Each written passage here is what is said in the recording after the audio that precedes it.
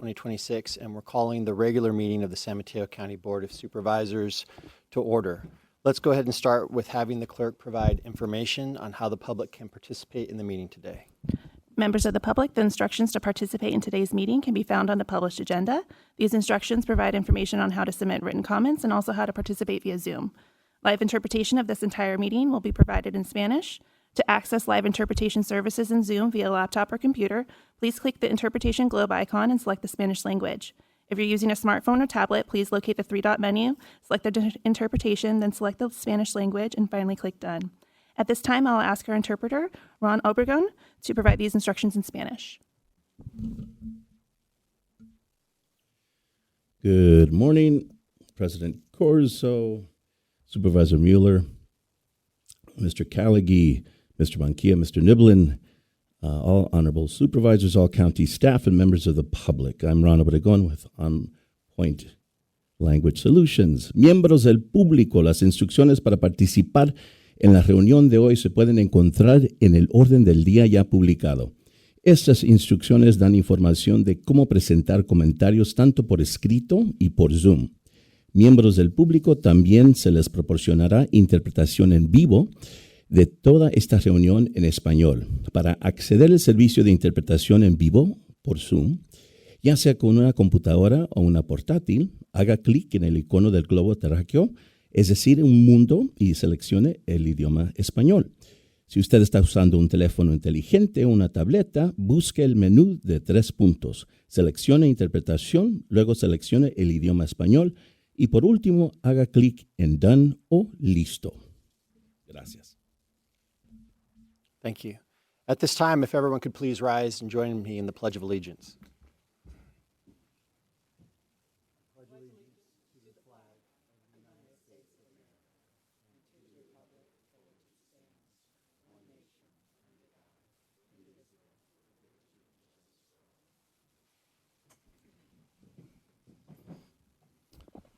Could we have roll call, please? Supervisor Spear, Here.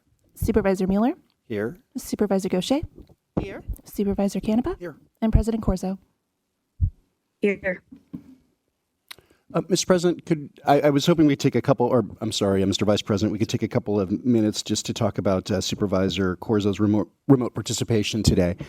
She is participating remotely from a location that was identified in the agenda, but I did want to cover a couple of points with respect to all this. As I noted, the teleconference location was identified in the notice in the agenda for the meeting. The location from which President Corzo is participating is, to my understanding, accessible to the public. Maybe I'd ask her to confirm that. Yes, happy to do so. Good morning, everyone. I am participating remotely pursuant to the general teleconference rules of the Brown Act in an accessible location to the public that was posted in today's agenda and at the location for 72 hours prior to the start of today's meeting. Thank you, President. Mr. Vice President, also note that a quorum of the members of the board are participating from locations within San Mateo County, of course, right here at the dais. As you note, the Supervisor Corzo is participating using audio and video technology, and I'd ask her also to confirm whether or not there's anybody over the age of 18 who is participating. It looks like she's actually sitting outside, but in the same vicinity as she. There is no one over the age of 18 participating with me. Thank you. Thank you. I appreciate it, Mr. Vice President. Okay, thank you. And with that, we'll now move on to honoring the life of and board member remarks. Do any of my colleagues have any items they'd like to share today? I do. Thank you.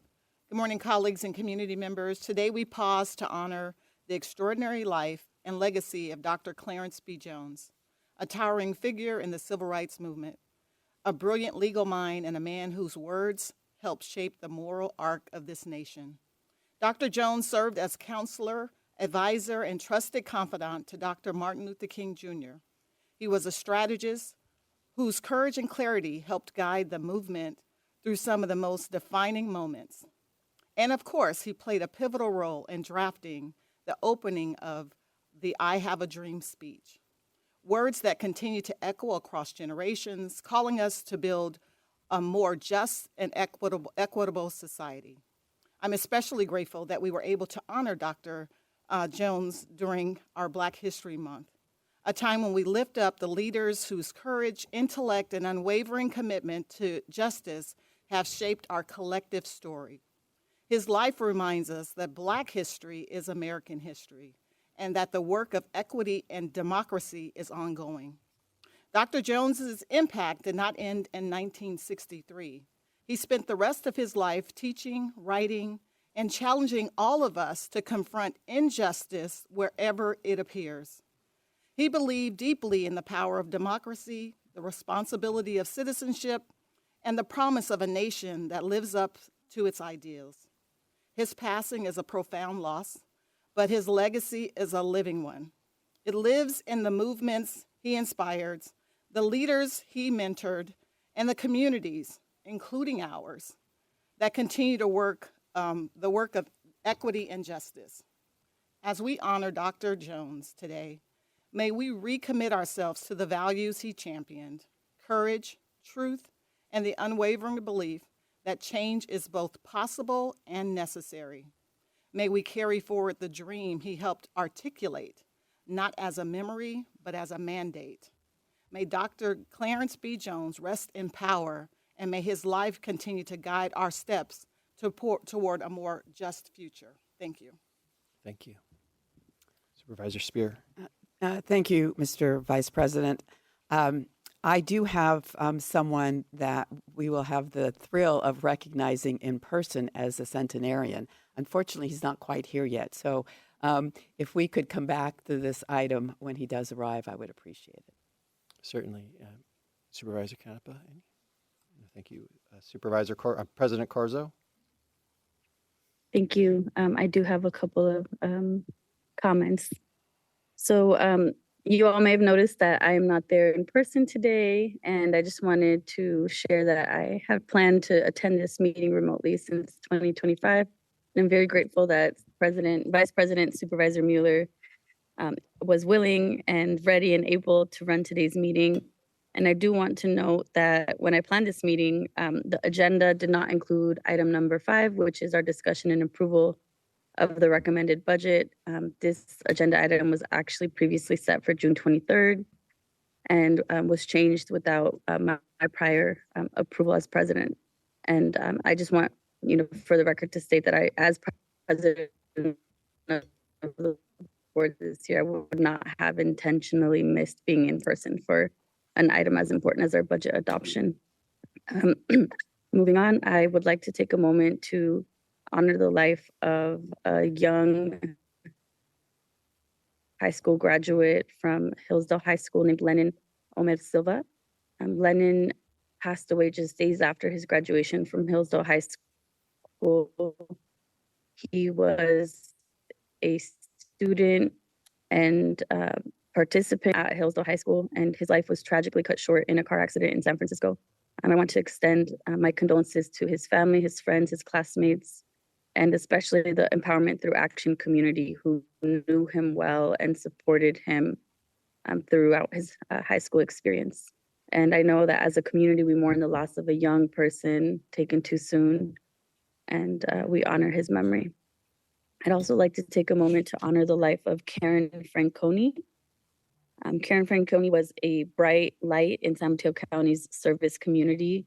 She dedicated over 35 years to the Service League of San Mateo County and spent a lot of time as a Hope House substance use disorder counselor, and also served as executive director of the Service League of San Mateo County for 13 years. Karen believed in reentry and recovery for those who were incarcerated and struggling with addiction, and walked alongside them as they rebuilt their lives and reunited with their families. Her well-known saying was, "Don't quit before the miracle." And that saying truly captured everything about who she was. Through her leadership, thousands of men, women, and families in our county gained the skills and confidence to start a new life. And we honor her. And Supervisor Mueller and I intend to bring an item to the board in her honor in the future as well. Thank you. Thank you. Colleagues, I'd like to highlight a day that was celebrated around the world yesterday, World Ocean Day. World Ocean Day is an opportunity to celebrate our ocean, recognize the crucial role that it plays in our daily lives, and raise awareness about what actions we can take to protect it. It is especially poignant this year as San Mateo County continues to resist federal efforts to open our coastline to oil drilling. On World Ocean Day, designated by the United Nations to be June 8th every year, we are reminded that the health of our communities is deeply connected to the health of our ocean. By supporting conservation efforts, reducing pollution, and protecting our coastal and marine ecosystems, we can help ensure that future generations continue to benefit from the resources and opportunities that our oceans provides. And with that, I'll go ahead and return to you, Supervisor Spear. Thank you, Vice President Mueller. We have started this practice at the request of Supervisor Gaucher to honor those who have become centenarians. And I have a thrill today because not only are we honoring a centenarian, we have him in our chamber.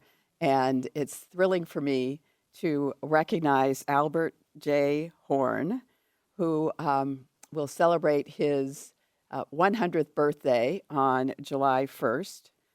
He was born on July 1st, 1926 in Cologne, Germany. He came to the United States and in 1948 graduated from Stanford University with his BA, and in 1951 with his law degree from Stanford. Where he was also a member of the board of editors of the Stanford Law Review, so no slouch when it came to his education. But following law school, he clerked for Justice Homer Spence of the California Supreme Court. He was an active member of the state bar for over 70 years and has been admitted and was admitted in January of 1952. For more than 70 years, Mr. Horn has applied his business, tax, and estate planning expertise to advise multi-generations of families to attain their goals and wishes. In 1952, he joined the law firm of Carr, McClellan, Ingersoll, Thompson, and Ford, and he was a member of that firm for over 60 years. Subsequently, in 2014, he helped create the boutique firm of Anderson, Yazadi, Wang, Minton, and Horn, and he's been an emeritus partner to this day. But beyond all of that, as a professional, it's what he did for our community that is so incredibly remarkable. One of his most important accomplishments was working with Bill Somerville to start the Philanthropic Ventures Foundation, providing immediate response grants with high impact and sparking early cultures of giving in Silicon Valley startups. And I had the great honor of serving on that board with him. A number of the members of that board are here in the audience today. But beyond that, he was chair of the board of the Mills Peninsula Healthcare System. He serves as president of the Stanford Alumni Association, the president of the Legal Aid Society of San Mateo County, the president of the Mills Peninsula Hospital Foundation, and the president of the Boy Scouts of America Council of the Bay Area. An incredible commitment to philanthropy and to the community of San Mateo County. And he's received so many honors, I can't begin to enumerate them. On a personal note, I love the fact that even at 100, he is incensed that this country has bordered on losing a democracy. He's a great defender of democracy and calls me frequently to let me know his views on the issues of the day. So it's with a great privilege to be able to honor him. We have a commendation, and I'd like for all of us to be able to present it to him so we can take a picture.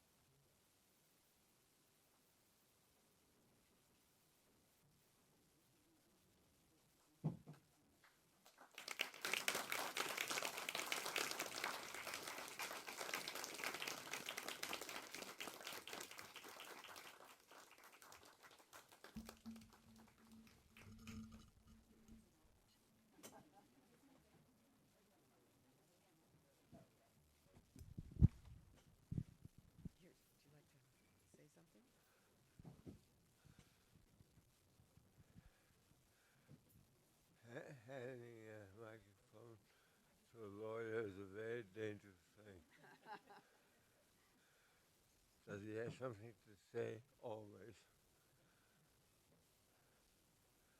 But Jackie is an example of people, and she has her own law degree,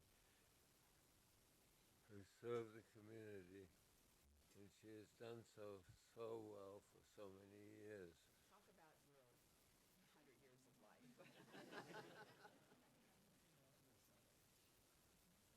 Well, it's been an exciting time. I had the privilege of serving in the military. I couldn't wait for the day that I could go in. It sounds crazy today when people say, "Oh, I don't want to go." And I'm going to allow myself a little political dig. When we have a president who tried in every possible way to avoid going. Anyway, it was one of the greatest experiences that anyone could possibly have. I was lucky enough to be assigned to the 40th Infantry Division. I was supposed to go to Europe because of my language skills.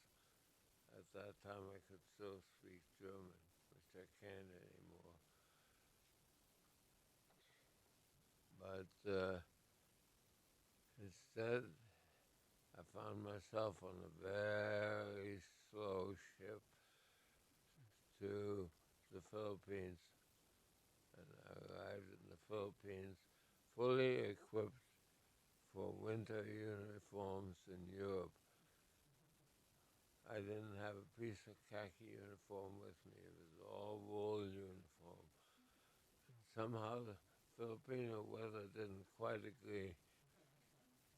But the one thing we learned right off the top of the system was it's warm out there, so go take a shower. So we had our showers. When we got to Korea at the end of the war,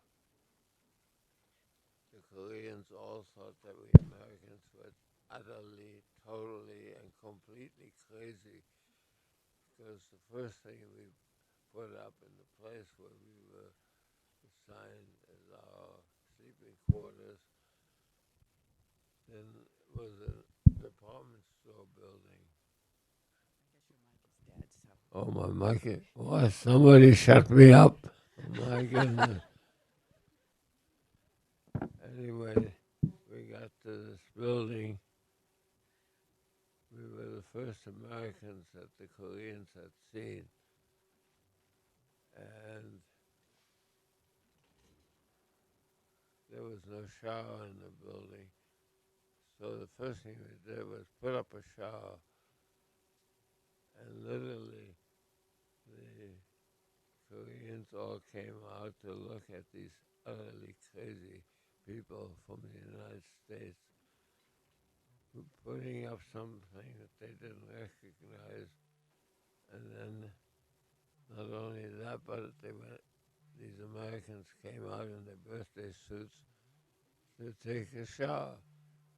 And we did. We were clean at least. And the next morning, a lieutenant and I went out. I was in the private ranks at that time. To post General Order Number 1. The driver was Japanese, but we had a U.S. flag on the car.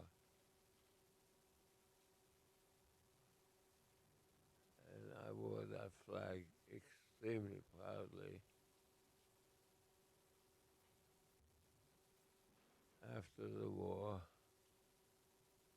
I was commissioned in the U.S. Army. I received an offer from the Army to become a regular Army officer.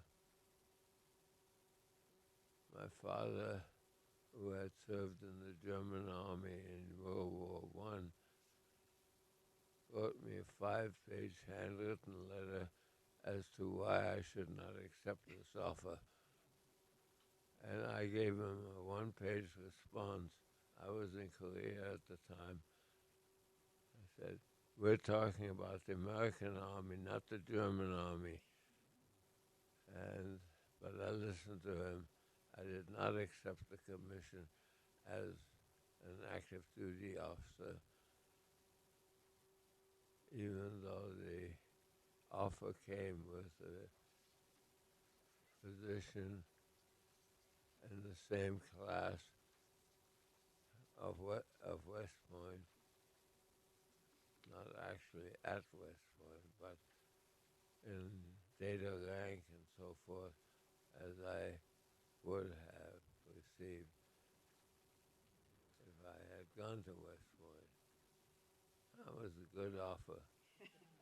But We're going to have to go on with a crazy board meeting because we have a very long one, but we loved hearing about your time in the military and how it was the greatest experience of your life. It sends a huge message to so many who are here and not here.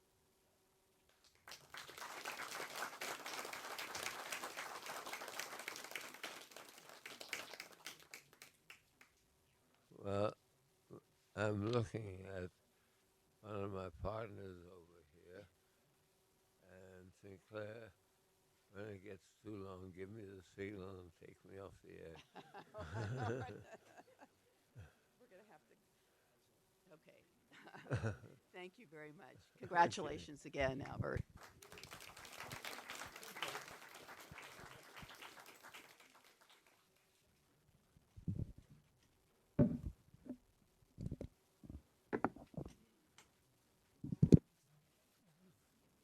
Thank you. So now it has been our president's practice in 2026. I'll go ahead and read our county's land acknowledgement. We honor and affirm the rights of the Ohlone and other indigenous peoples who call the unceded territories of the San Francisco Bay Area their traditional homeland. We pay respect to the ancestors, elders, and relatives of indigenous peoples for their historic and current contributions to San Mateo County, and we commit to an ongoing effort to bring about healing, inclusivity, and deeper collaborative partnerships. At this time, we're going to go ahead and move to public comment on all consent items. The public comment period on all consent agenda items today, all consent items and items not on the agenda. Is that correct?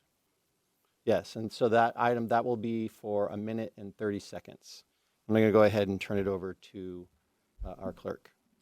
All right, we did receive written comments which were submitted and provided to the president and our board members, as well as our public website. So we will be doing our general public comment. I do have one speaker card for in chambers, and that is for Eric Dentler. Please come to the podium.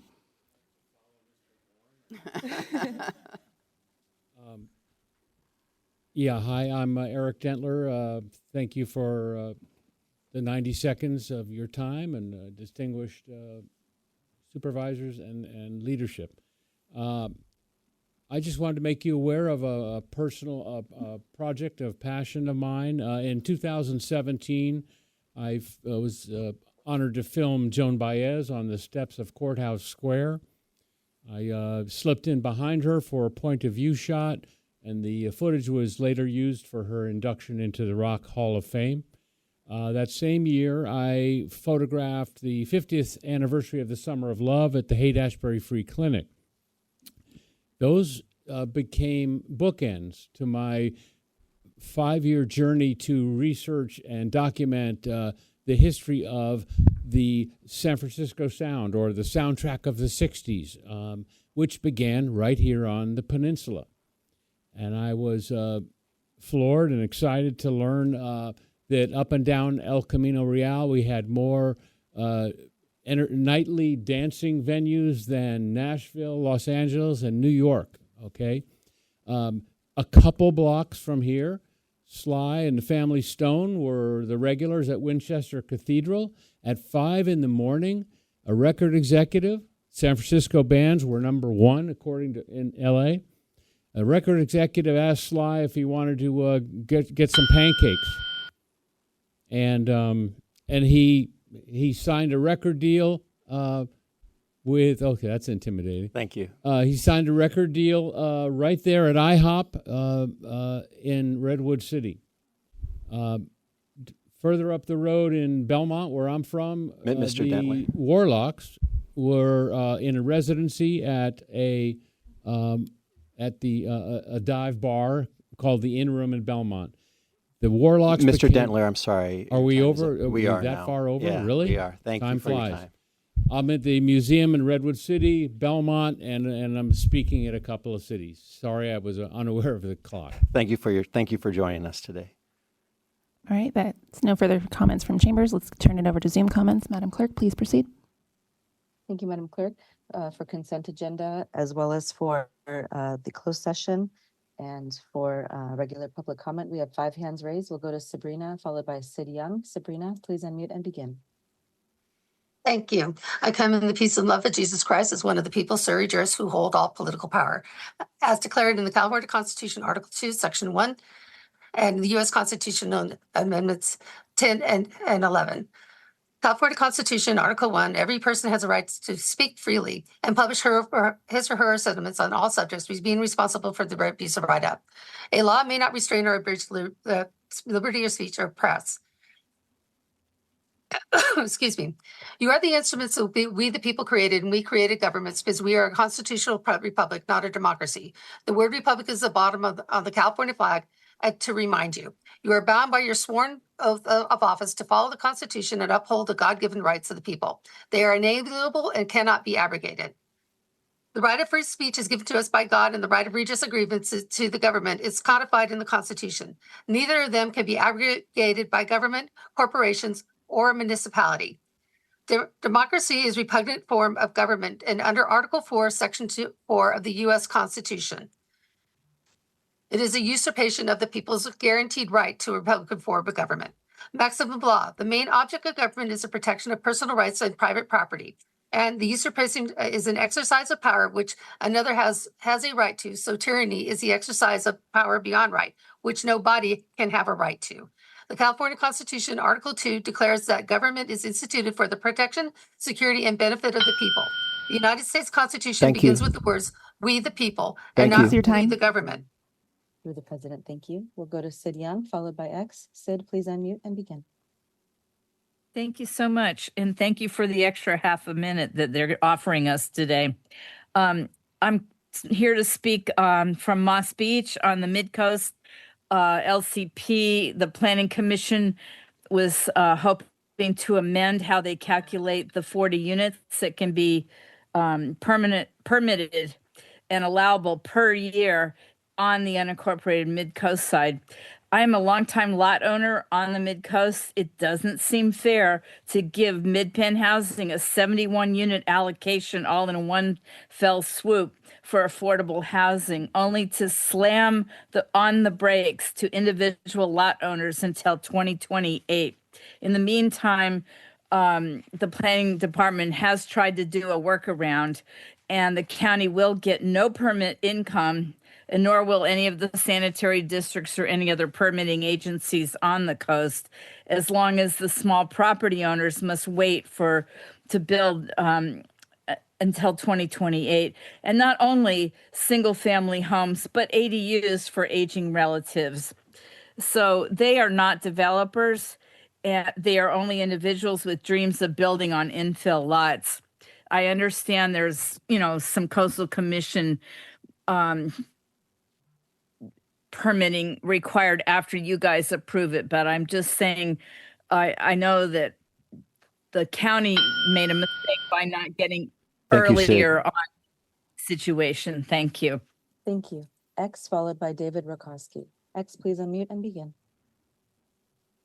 Good morning. It's really nice that Corzo is participating from vacation and can't even actually take a vacation and let her colleagues handle a meeting. But it's really hard to get in when the guard gate is closed and nobody is there and nobody answers their phone. Also, talking about losing democracy, again, Corzo's in control, And more items are on the consent agenda that don't even let us actually have a meaningful conversation. That's losing democracy. That's socialism and Marxism implemented by Corzo and the rest of the board. And finally, I want to talk about David Canepa, who was campaigning a couple weeks ago, lots of his signs in violation of law in Caltrans right away. I came upon his crew. There was a homeless man they were completely ignoring. I asked them to get help. David said, I'll call Life Moves right now. And he pretended to dial. And then he's like, wait, you know what? I have a better idea. He walked away, came back 10 minutes later, said, oh, I called up Burlingame Police and I called Samaritan House and somebody's going to come right out. Well, he didn't, because then about 30 minutes total later, his chief of staff came and told me that Samaritan House would come. Apparently, if they did come, they came at least 2.5 hours later after this man was gone. If Canepa can't even get somebody to help this, how is anybody supposed to get help for these homeless people that are actually going through trauma? I was actually sitting with them for half an hour Thank you. while he was in distress. Thank you for your comment. And nobody was helping him. Thank you. We'll now go to David Rakowski, followed by Ann. David, please unmute and begin. Good morning. My name is actually Joanne Rakowski, and on behalf of Faith in Action Bay Area and its co-side members, I am urging you to act to preserve and expand the Pacific Safe Parking Program into the unincorporated portions of San Mateo County. In El Granada, where I live, we have many families living in RVs that are parked along Airport Road who resorted to living in an RV when they had no other options. They are working adults with young children who cannot afford to move elsewhere. The Safe Parking Program is a win-win for both RV dwellers and complaining neighbors by providing wraparound assistance to the RV dwellers and safe trash removal and waste dumping. Expansion of the program into the unincorporated area would be a win-win for both RV dwellers and neighbors on the coast side. So I'm urging you to do what you can do to preserve this program and hopefully expand it into the mid-coast. Thank you very much. Thank you, Joanne. Ann, followed by Simone Baltonado. Ann, please unmute and begin. Thank you. I have a quote from Clay Travis that I would like to share. If everyone who hates Israel laid down their weapons, we would have peace. If Israel were to lay down their weapons, they would cease to exist.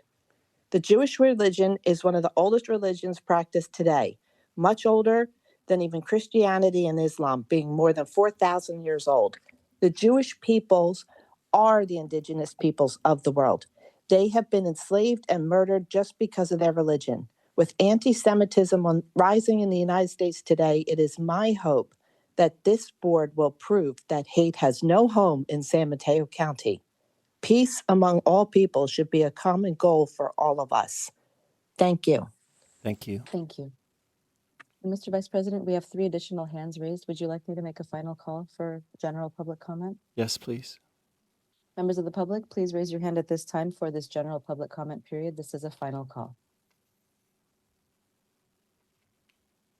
Final call has been made, and we will stay with our 5 final hands as called. Or actually, we just called Ann, so it is our last 4 hands raised.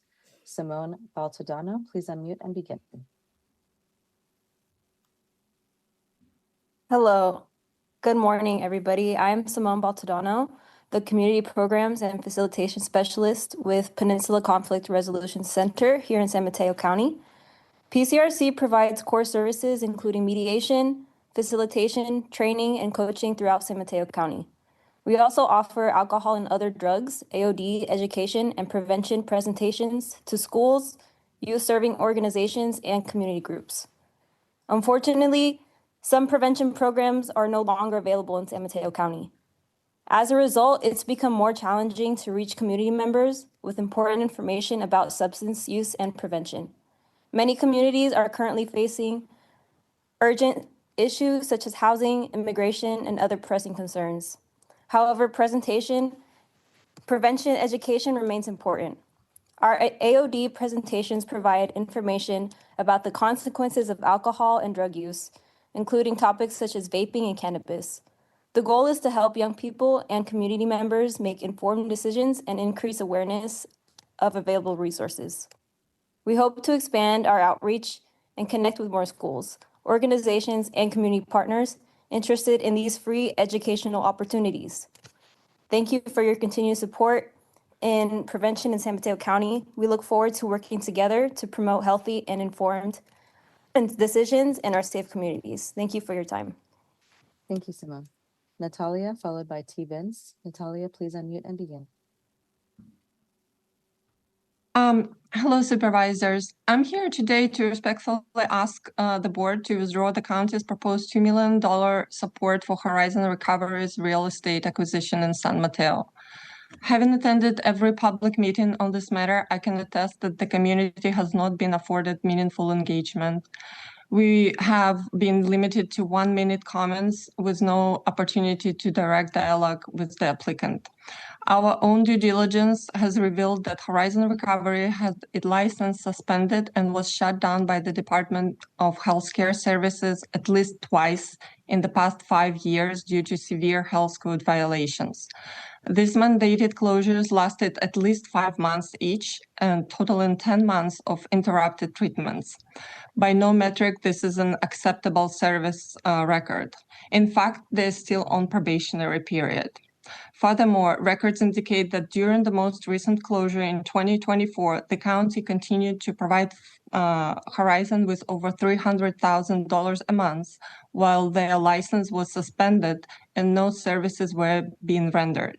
And I'm asking you, Mr. Callaghan, and you, Mr. Nibelin, since it happened on your watch, to investigate the legality of these payments and take immediate steps to recover those public funds. San Mateo County residents deserve better. Thank you. Thank you, Natalia. T. Vince, followed by Susan Cortopassi from Behavioral Health. T. Vince, please unmute and begin. Good morning. As our 250-year birthday approaches, I hear these tyrannical despots discussing their form of government, in which they call it democracy. It is absolutely absurd. We are a constitutional republic.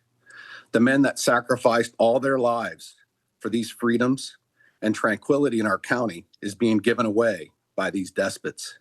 All 5 of you that sit behind that diocese are absurdly uneducated. In the Declaration of Independence, it specifically states that we, the people, hold all political power. We hold all these truths to be self-evident, that all men are created equal, that they are endowed by their creator with certain unalienable rights. And among these are life, liberty, and the pursuit of happiness. You constantly smash on those. It is absurdity. You consider that we are a democracy? How absurd are you people?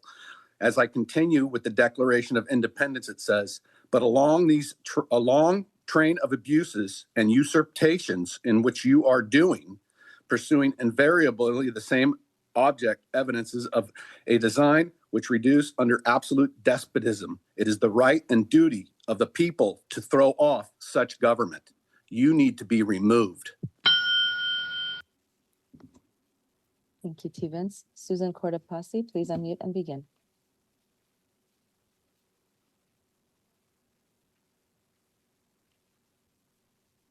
Susan, your microphone's not activated, though it's, let me try unmuting you one more time. Susan, you're unmuted, but there's no activity.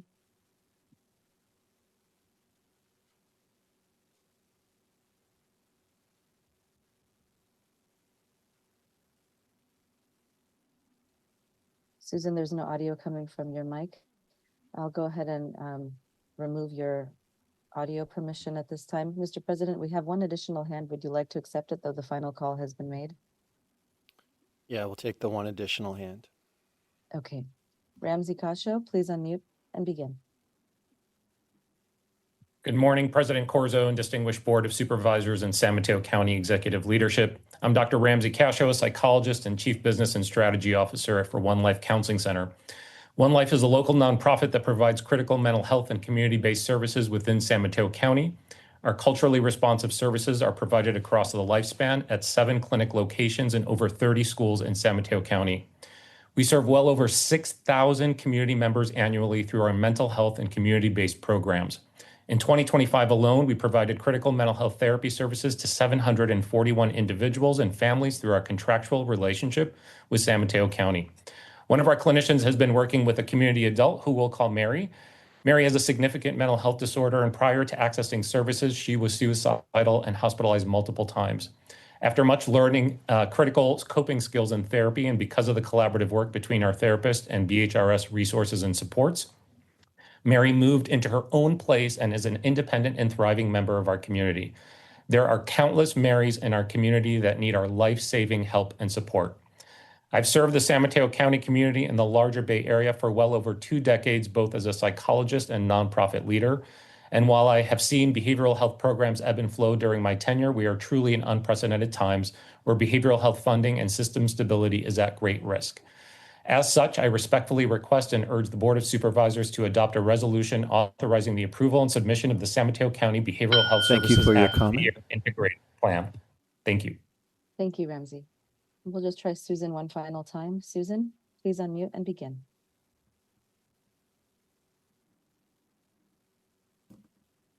Okay, Mr. President, no, Vice President, pardon me. There's no audio coming from Susan, so I defer to you. That was our final comment. Thank you. At this time, we're going to go ahead and move on to a new item on the agenda, public comment on regular agenda items not requiring a public hearing. So what we're going to do at this time is we're moving to a public comment on all regular agenda items not requiring a public hearing. So we're taking public comment on agenda items 1, 2, 3, 5, 7, 10, 11, 12, and 13. If you're here today to speak on either of those issues or you're watching the board, now is your time to make your comment. Each commenter may speak for up to 2 minutes and 30 seconds. If you wish to address more than one item on the agenda, you need to do so during those 2 minutes and 30 seconds. We will not be reopening public item when those items are called. At this time, I'll go ahead and move to the clerk. All right, we have 12 speaker cards from Chambers. We'll start with Alex Fernandez and then Melissa Platt.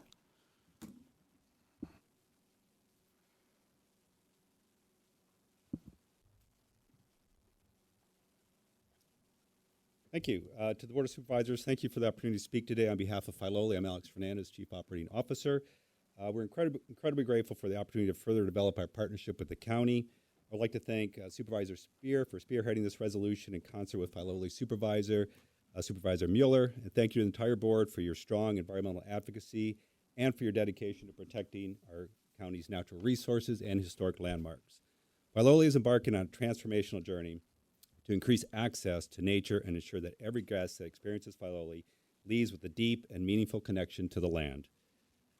Filoli's transformation has already shown incredible results. Today, Filoli has grown into the county's top visitor destination, welcoming more than 760,000 guests a year, more than half of whom live and work right here in San Mateo County. And we're just getting started. The county's support, partnership, and investment will help us protect and expand what makes Filoli extraordinary: our natural landscapes, miles of trails, and our programs that serve as a resource for the community. The resolution and commitment we have requested and you so graciously sponsored will be directed toward 3 interconnected programs that together will transform Filoli's natural lands for generations to come. The first is trail development and maintenance. For more than 50 years, the majority of Filoli's natural lands have been inaccessible to the public. We are changing that. Over the next decade, we will open up to 11 miles of new trails that are carefully designed to balance access with stewardship. And critically, this includes a primary ADA accessible route connecting the house and garden to the natural lands so that every member of our community, regardless of mobility, can experience the wonder of Filoli's landscapes. The second investment is natural lands management. As the CZU Complex Fire reminds us all, San Mateo County and Filoli sit in a high wildfire severity zone. We have 654 acres that require active stewardship, fuel load reduction, waterway restoration, and the long-term ecological recovery of 6 distinct ecosystems. The county's investment will accelerate our natural lands management program and sustain that program over the next 10 years. The third investment is nature programs and interpretation. Faloli is seriously expanding our reach. Free programs for preschoolers and high schoolers, paid internships for high school and college students that create real pathways into careers in conservation and land management. Self-guided experiences that bring the long history of this land to life through storytelling and a staff ranger station. Thank you for your public comment. Okay, thank you. Thank you. All right, next is Melissa Platt and then M. Cloutier.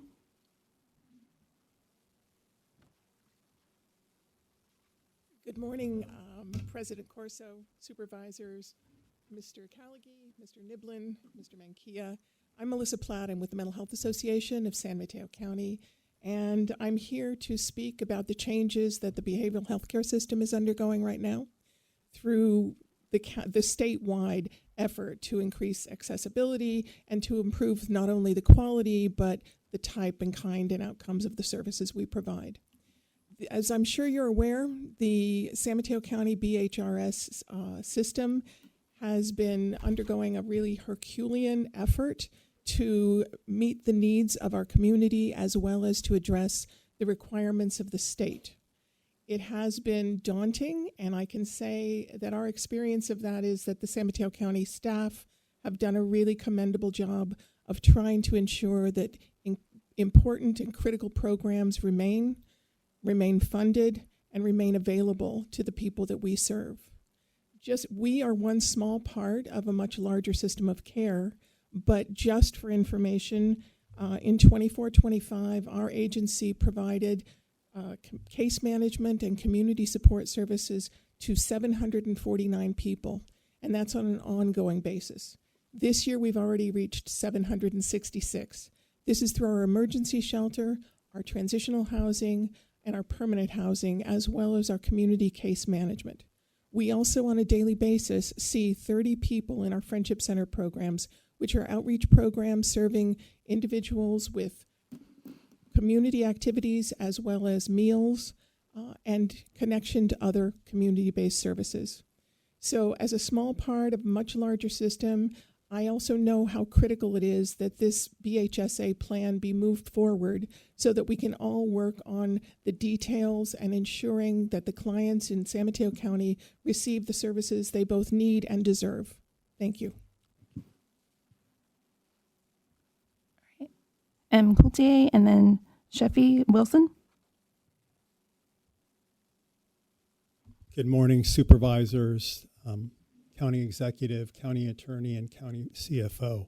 Thank you for allowing public comment. My name is Mark Cloutier. I'm the CEO of Kaminar. This year we have approximately $18 million of services that we're providing in San Mateo County. We provide a full range of outpatient mental health, residential treatment, substance use treatment, case management, psychiatry, supported education, and vocational services. And I want to just echo my appreciation that my colleague recently said about the BHRS being very responsive both to us as providers in the community and adjusting to the changes in Medi-Cal.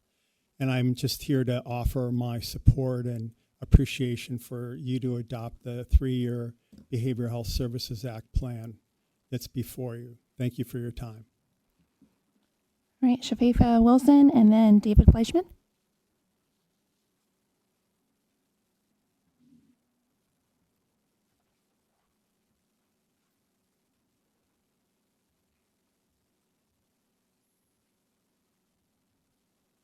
Thank you. I am here before you to actually express my appreciation for the Juneteenth proclamation that you're going to present. East Palo Alto has been celebrating Juneteenth for 50 years. And this year we're being very ambitious in that we're holding a 3-day event from June 19th through the 21st. We are starting off with a Jubilee concert and dance at the EPA Center Art. On Saturday, we'll have an all-day festival at Bell Street Park. And on Sunday, we'll be hosting a gospel festival at the community church. So again, this is through a partnership. I'm part of what we're calling the East Palo Alto Community Juneteenth Collaborative.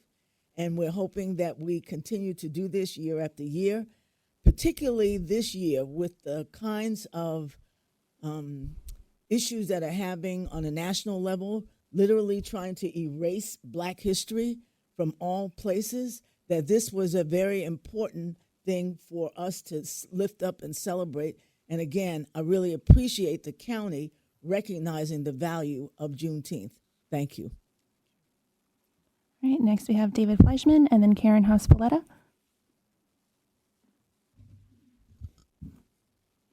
Morning, Supervisors, County leadership, staff, community.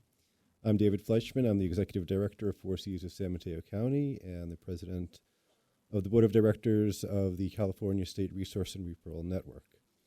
I'm here to speak to you today about Item 13, the County Child Care Portal and TriShare Program.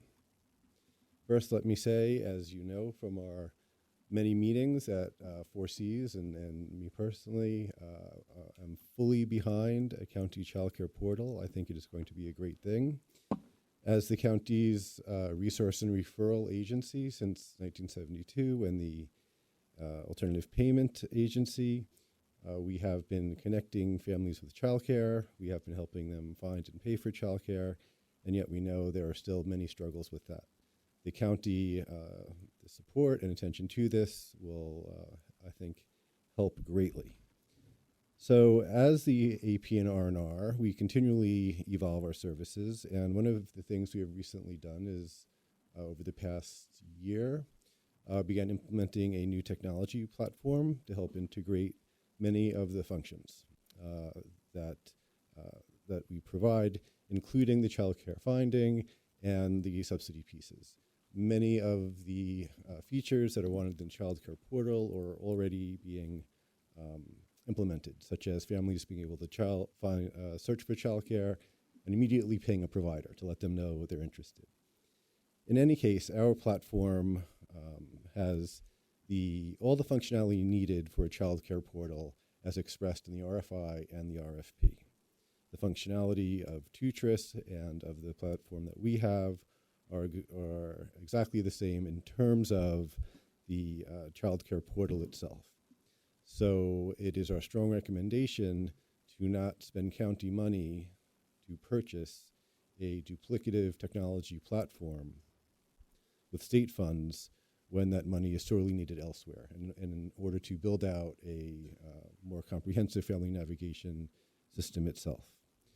Tutris does have a good reputation and extensive experience implementing TriShare, so we will support that, both in terms of this motion, as well as 4Cs being able to support Tutris implementing TriShare. Thank you for your public comment. With the platform that we have. Thank you all very much. Thank you. All right, Karen Haas-Valletta and then Anya Shapiro. Hi, thank you for having me, and thank you for putting childcare on the agenda. I really appreciate it. I have been a childcare provider in this county for 31 years, and San Francisco County before that, and I am a board member of the 4Cs. So I'm very excited about TriShare, and I can't wait to see that happen, but I agree with David that it doesn't make sense to have a new system. I'm using the new portal from the 4Cs just recently. It's very easy to put in our information, upload pictures, get the information out, and I'm hoping with fingers crossed that it's going to go out well to parents and it will help us. We are still having problems finding children in our programs, even though some of our spots are subsidized. We need a better way to market childcare, and we need a way to make childcare work for our community, our families, and our childcare providers who are underpaid and overworked, as you already know. So thank you for continuing to support childcare. It doesn't make sense to me to have two systems when there's a brand new one out. We could use the money in so many more ways for childcare.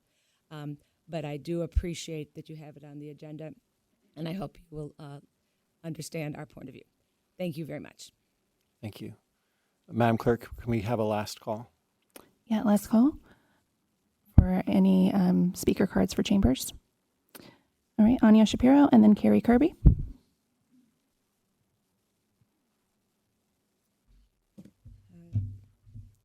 Good morning, President Corzo and members of the board. My name is Anya Shapiro, and I'm the Executive Director of Youth Point Health, formerly the Daly City Youth Health Center. I'm speaking in support of Item 10, approval for the BHSA Integrated Plan. Youth Point provides behavioral health, primary care, health education, and substance use prevention services for youth and families throughout North San Mateo County, impacting over 2,000 youth annually. Every day we work with young people who are struggling with anxiety, depression, trauma, substance use, family conflict, and isolation. The priorities outlined in this plan reflect the realities that we see in our communities and the needs of the youth and families that we serve. At Youth Point Health, we see firsthand what happens when youth receive the right support at the right time. Today, 78% of our youth who complete our behavioral health program achieve significant improvement in their overall well-being. And those outcomes translate to stronger families, improved school engagement, reduced crisis utilization, and healthier futures overall. Too often, behavioral health systems measure success by whether someone survives a crisis and learns to cope with their pain. And at Youth Point, we believe that success means helping young people to truly heal, strengthen relationships, and live the lives that they're excited to live. And what gives me confidence in this plan is that it moves us toward investing in approaches that are measurable, accountable, and focused on outcomes. This plan provides a thoughtful roadmap for expanding access to culturally responsive care, workforce development, and improving outcomes for some of San Mateo County's most vulnerable residents. As a community-based provider, we're proud to partner with BHRS in advancing these goals, and I respectfully encourage your approval of item 10. Thank you for your continued commitment to the health and commitment to the county's youth and families. Thank you. All right, we have Carrie Kirby and then Sal Blancas.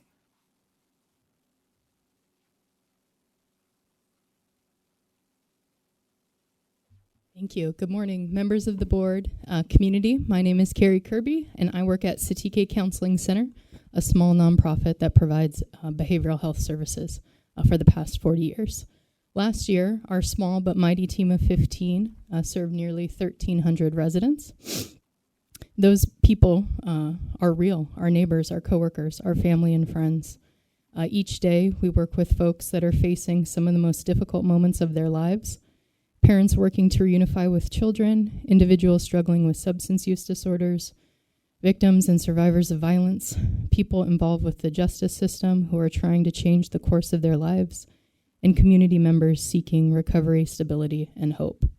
Without a strong behavioral health system, we know these challenges will grow, placing greater strain on families, schools, law enforcement, and the broader community. The BHA 3-year plan represents an investment in prevention, treatment, recovery, and long-term well-being while focusing us on accountability and outcomes. It will help ensure that people can access support before a crisis becomes an emergency and that recovery remains possible for those who need it most. On behalf of Satike and the residents we serve, I respectfully ask for your support of the BHA 3-year integrated plan. Thank you for your leadership and your commitment to the well-being of our residents here in San Mateo. Thank you. All right, Sal Blancas and then Laura Rodriguez.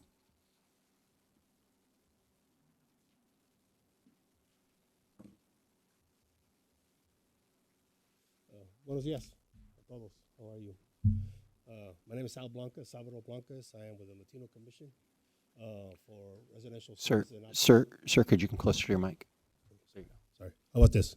Perfect. Okay. Morning. Salvador Blancas with the Latino Commission, alcohol and drugs for adult men and women, residential services and outpatients. I wrote this speech, but I'd rather just go and tell you. Okay. For many years, I've been doing this, but I'm not just the director of the services. I'm actually a participant. I was a participant before. Okay. I suffer from a meth addiction many years. Today, I'm 17 years sober. Okay. It works. It helps. Okay. I see them every day. I see the look in their eyes. Okay. I see the despair. Okay. I look back at my family. I thought I was the one suffering, but I wasn't. It was them. Okay. They felt the trauma. They felt me being, gone from home. My kids, I lost years watching them not grow up. School, they suffered all that. I thought I was like, hey, I'm the one. No, it's not true. Okay. If I help one, I help them. And if we help them, we help us. And yes, this plan is very, very vital for our communities. Just like Carrie said, just like Anya said, and just like many will say. Okay. So I urge, I encourage, I don't want to demand, but this plan really, really is vital for our communities. In our programs, we have this thing called enderezando las raíces, strengthening the roots. We don't look at the tree or the tree's limbs or the branches to heal. We look at the roots. We have to go down and see what's really happening. We guide, we support, and we hope for that they will also make these decisions, wise decisions as they go along. Again, I've seen it up front. I am a product of these environments, and I have been for many years, but I am so glad that I am where I'm at today to provide, to guide, and at least help somebody help themselves, help their families, help our communities. Thank you. Thank you. All right, Laura Rodriguez and then Yara Ortega.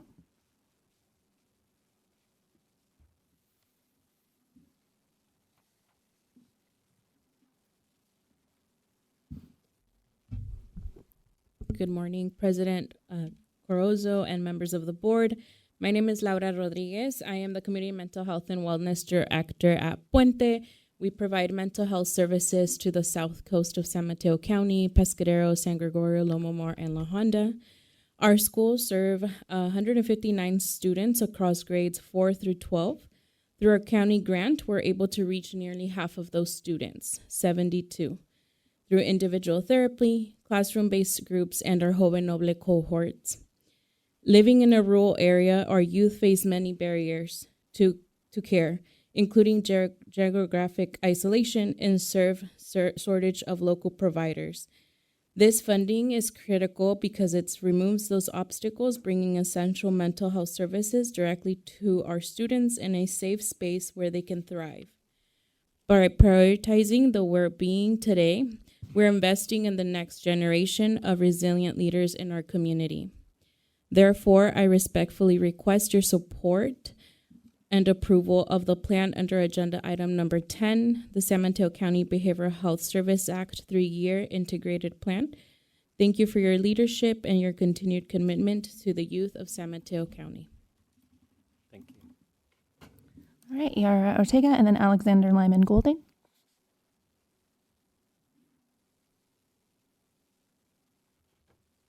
Good morning, board. I'm here to speak for item number 5. So my name is Yahaira Ortega, and I'm here with Thrive, the Alliance of Nonprofits for San Mateo County. I'm here to urge you to adopt a budget that prioritizes affordability, racial equity, and community stability by investing in prevention, protecting vulnerable residents, and reducing displacement. The 2026 Nonprofit Pulse report documents what we're already seeing on the ground: rising demand, shrinking resources, and communities bearing the greatest burden of federal instability. Budget decisions are not race neutral. Cuts to prevention and community-based services disproportionately affect Black residents, Latino residents, immigrant communities, older adults, people with disabilities, and low-income families and residents of historically underinvested neighborhoods. Nonprofits are how this county prevents a crisis from becoming a catastrophe. Please protect funding for community-based organizations, prioritizing racial equity in budget decisions, and strengthen contracting practices to ensure these organizations remain stable. This budget is a statement of values. Please make it one that our most vulnerable neighbors can count on. Thank you. All right, our last 2 speaker cards from Chambers, Alexander Lyman Goulding and then Heather Cleary.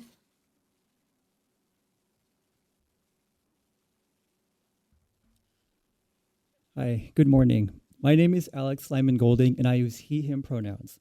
I am a proud member of the LGBTQ+ community, and I am the Assistant Director for the San Mateo County Pride Center. As we have seen, the LGBTQ+ community faces increased prejudice, hostility, and discrimination, especially those who are transgender, non-binary, and gender diverse. During a time when harmful rhetoric and misinformation is needlessly slung about, the county's enduring and visible support of our community is not only necessary, but life-saving. Gender affirming care and LGBTQ plus care is life-saving. To the county and to the Board of Supervisors, thank you for your generous support and for helping to ensure San Mateo County remains an inclusive, affirming, and diverse community for all. Thank you. All right. And then lastly, we have Heather Cleary.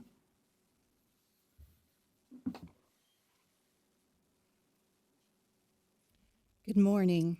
I'm Heather Cleary, CEO of Peninsula Family Service, and I'm here to support two measures today. First, item number 10, the Behavioral Health Services Act 3-year integrated plan. Thank you for supporting this plan, and also thank you for supporting our senior peer counseling work also on this agenda. We support thousands of older adults in our community for this work and support our plans as we move forward. In addition, I'd like to support item number 13, authorizing $10 million for childcare. We've worked hard to increase our investment in this community, and I'm really proud to be part of this today. I greatly support the portal. I greatly support the TriShare and want you all to know that we are currently expanding our capacity so we can serve TriShare students and support the project in any way. Thank you for your investment and for your service. Appreciate it. All right. No further comments from chambers. Turning it over for Zoom comments. Madam Clerk, please proceed. Thank you, Madam Clerk. Those on Zoom, we're now taking public comment for the agendized items. And if you're here to speak on the public hearing matters, which today are items 4, 8, and 9, please do hold your comments for those as they'll be called individually. And Mr. Vice President, please correct me if I'm wrong on that. Well, now Just to clarify at this time, we're taking public comment on agenda items 1, 2, 3, 5, 7, 10, 11, 12, and 13. Thank you. And we'll now go to Sabrina, followed by X. Sabrina, please unmute and begin. I come as one in peace and love of Jesus Christ as one of the people, Surrey jurists, who hold all political power. I rise today to remind this board that all political power originates with the people. California Constitution Article 2 declares the government is instituted for the protection, security, and benefit of the people. The United States Constitution begins with the words, "We the people," not "we the government." Every public servant and trustee swore a bounded oath to uphold the constitutions. I stand firmly against these presentment and this new cram together all the agendas because we don't want it to hear the public about their exercise their right of redress. It's guaranteed in the constitutions. It's an abomination and a usurpation of the people's rights. I stand against these presentments and all these agendas crammed together. The U.S. Constitution's First Amendment prohibits any law respecting the establishment of religion and, by extension, government endorsement of specific ideology and cultural and sexual identity viewpoints. The 10th Amendment reserves such matters to the people, while the First Amendment forbids government preference. California Constitution, Article 1, Section 1, protects liberty and the pursuit of happiness. Article 4 demands no discrimination. The 5th and 14th Amendments to the U.S. Constitution guarantee due process and equal protections for all persons. Government speech favoring one community and heavily sidelines the others and exceeds the proper role of the board. While the individuals have every right to celebrate as they choose, county and government must remain neutral. The 5th and 14th Amendments to the U.S. Constitution guarantees due process and equal protections of the law for all people. The California Constitution, Article 1, Section 7, similarly demands equality before the law without preference based on personal characteristics or affiliations. Official proclamations favoring one group's narratives over another can undermine this impartiality. While individuals have every right to choose to celebrate as they choose, county government must remain neutral. The 5th and 14th Amendments in the U.S. Constitution guarantee the right of due process and equal protection of the law for all persons. Also, the California Constitution, Article 1, Section 7, similarly demands equality before the law without preference based on personal characteristics or affiliation. The official proclamations favoring one group's narrative or another's cannot undermine this impartiality. American Masters of Law confirmed it is against equity for a government to exceed its proper sphere. Such ceremonial recognitions divert public resources while violating constitutional neutrality. Uphold the supreme law of the land, and there's no sworn oath. Thank you, Sabrina. We'll now go to X, followed by Mindy Bennett. X, please unmute and begin. Good morning. I'm going to talk about several comments all intertwined, or agenda items intertwined.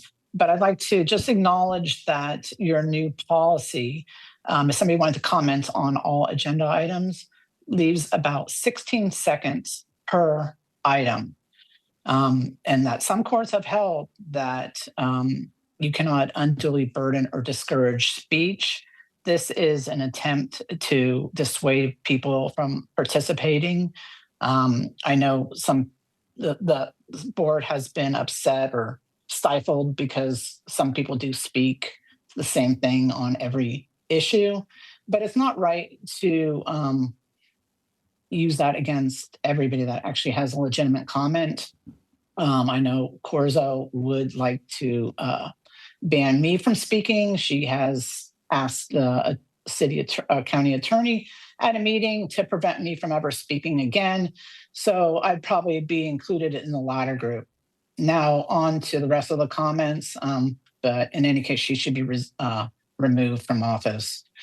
On the budget items, Jackie Spear has told me that Measure K items is a slush fund. Well, this budget with all these NGO services for the homeless is also a slush fund.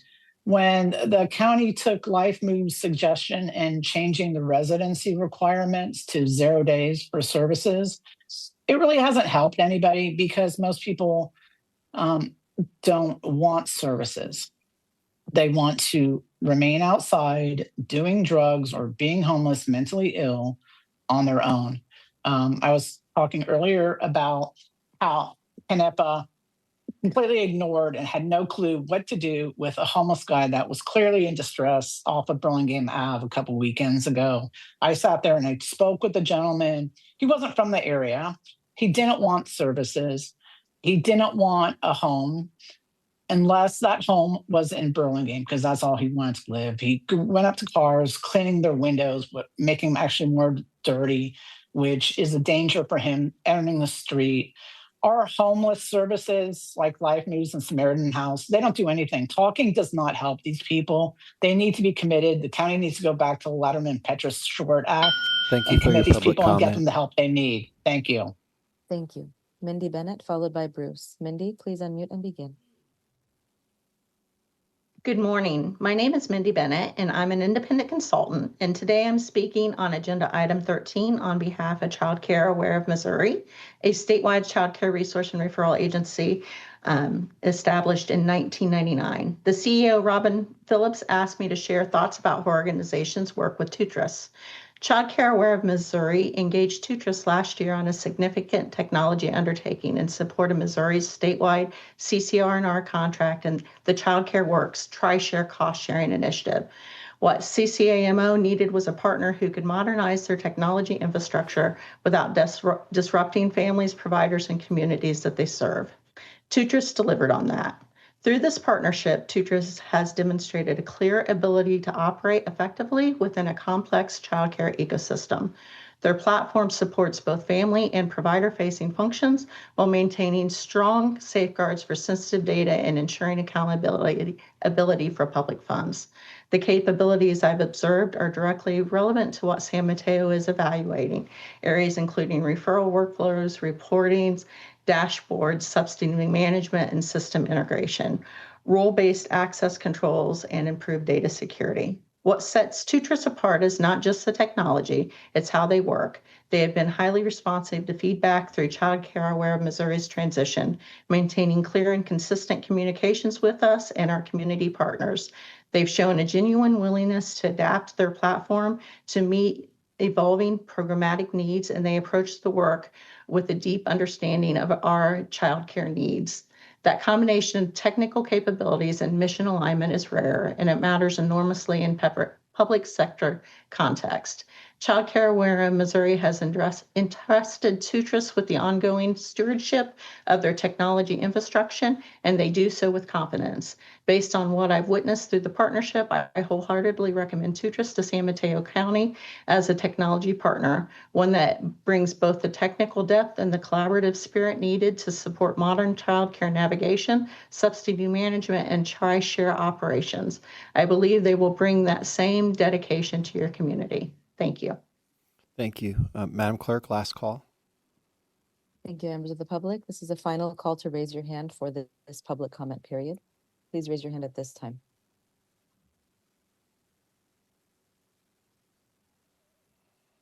Final call has been made. And we have our last speaker will be Frankie Sapp, and Frankie will be our 9th and final speaker. Bruce, please unmute and begin.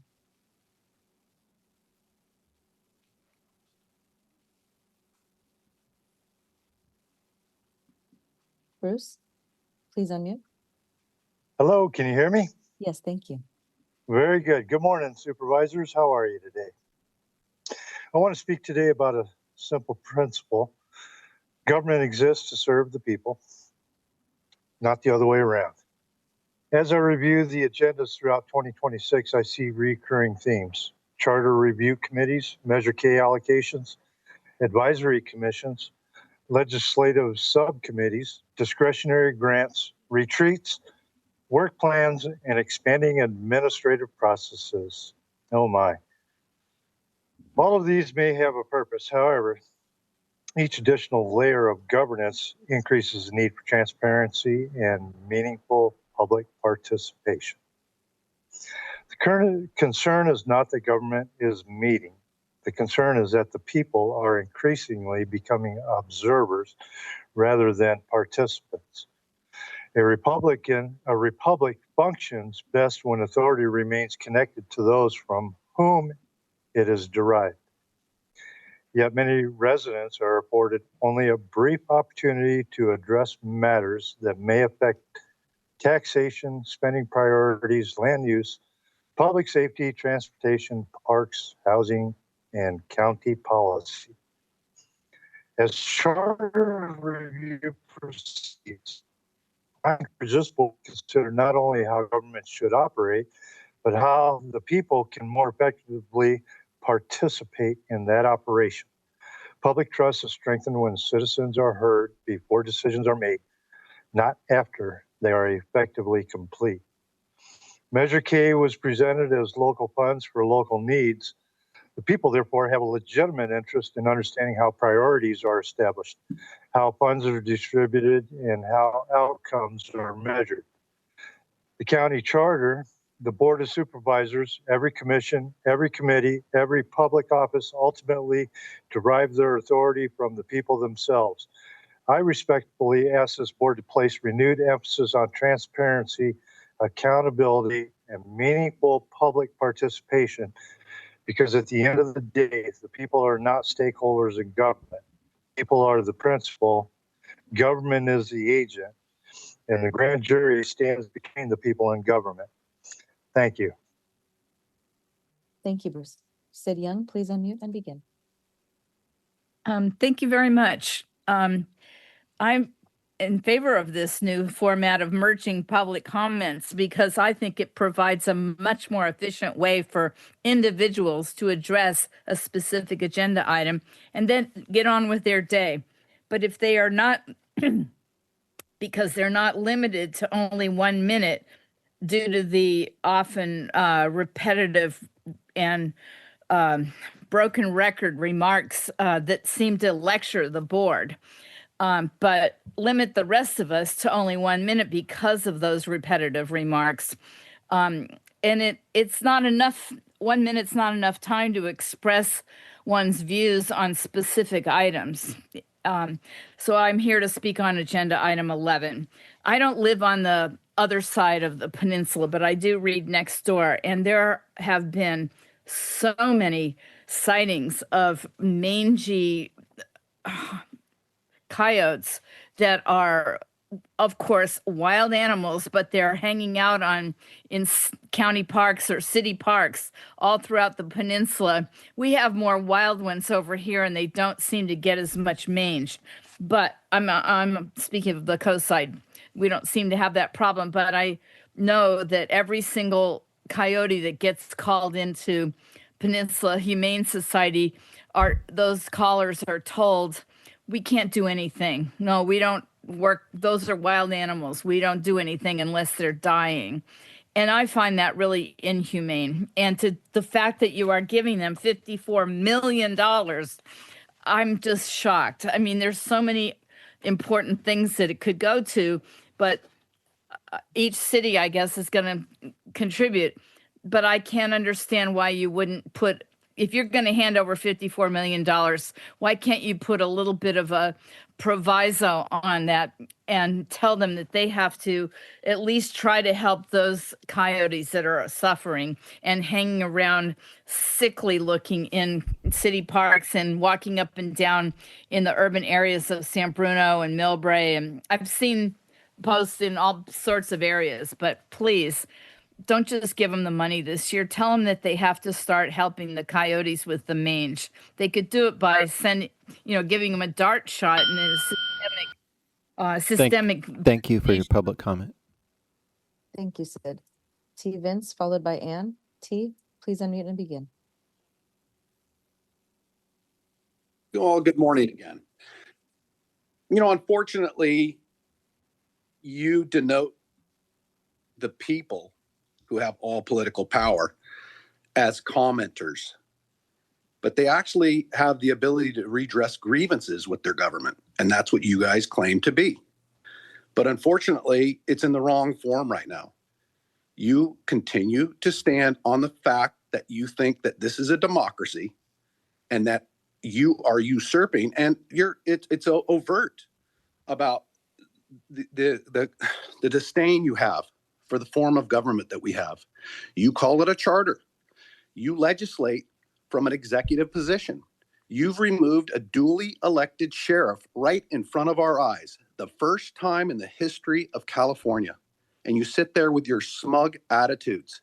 It's unbelievable that the Bar Association, who 3 or 4 of you are members of, continue to infiltrate our government. I want you to, instead of calling it comments, please address it properly as a redress of grievances. These people have a right to be heard, to have you guys just, you push your items through, whatever you put on there. I have not seen anybody for the last 2 years come back and say, no, we're not going to pass this. What you usually do is come back out of closed session and pass everything. You act as if you're actually doing something, but you're not, except extracting $200,000 each for your pay. It's $1 million sitting there. On top of Callagy probably makes $400,000. So there's a lot of dough sitting there, and you guys aren't even properly educated in our constitutional republic. Please educate yourself. Article 4, Section 4, the United States shall guarantee every state in this union a republican form of government and shall protect each of them against invasion. Well, we feel as if we're invaded because you're not properly adjudicating and operating as executives. You're spending like drunk sailors. $20 million for a solar panel system out in Pacifica it's just unbelievable, you guys. Please wake up. Thank you for your public comment. Thank you. Ann, followed by James from VOR SMC. Ann, please unmute and begin. Thank you. I am requesting that Cypress Point and Moss Beach be designated as housing for 55 and older adults and their caretakers. There is no money in item 5 designated to improve the roadways around this development. The Caltrans grant request is just that, a request. It is not approved or funded at this time. 2 cars can barely drive on Carlos Street at the same time going opposite directions. There are no traffic lights in town, making getting on Highway 1 a white knuckle experience now without additional traffic. Many services that senior residents need could be consolidated at one location, saving money. The budget does not set aside much money for seniors, even though 63% of San Mateo County residents 55 and older are living below the poverty line. Healthcare, nutrition, mental health, and fighting the loneliness epidemic can be accomplished by allowing seniors to live at Cypress Point while reducing the cost of these services through consolidation. This is a great cost-saving measure for the current budget. Please consider this. Thank you. Thank you. Thank you, Ann. Next, we have James from Voices of Recovery, followed by Tazo Zografos. James, please unmute and begin.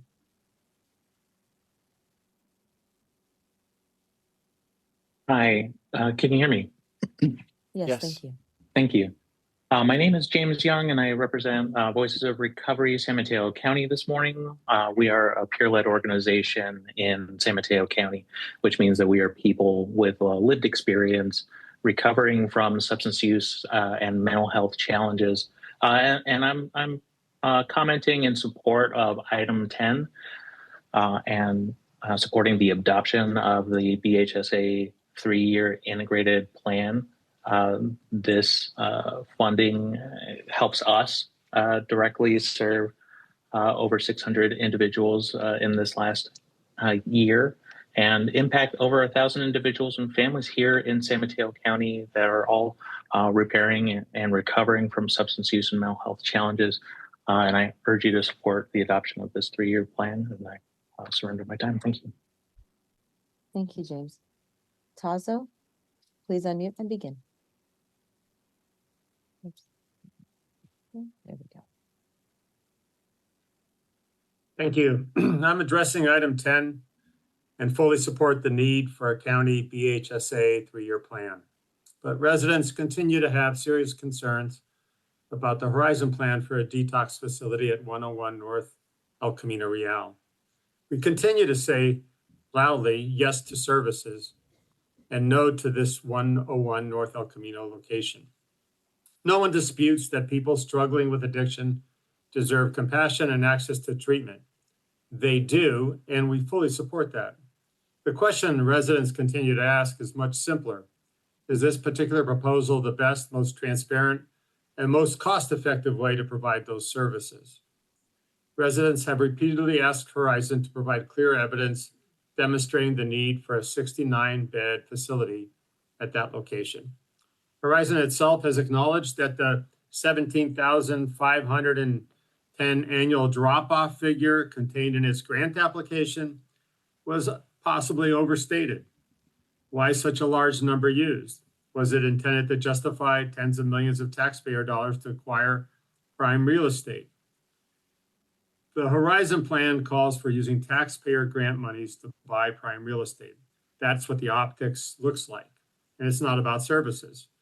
Residents have also pointed to reports that Horizon's existing Palm facility is operated well below full capacity.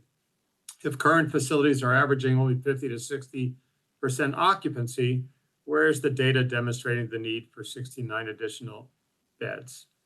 And if the primary objective is delivering treatment services rather than acquiring specific property, we hope Horizon will embrace the opportunity presented by the Mahler Road facility, which was previously used for similar purposes and could place services into operation more quickly.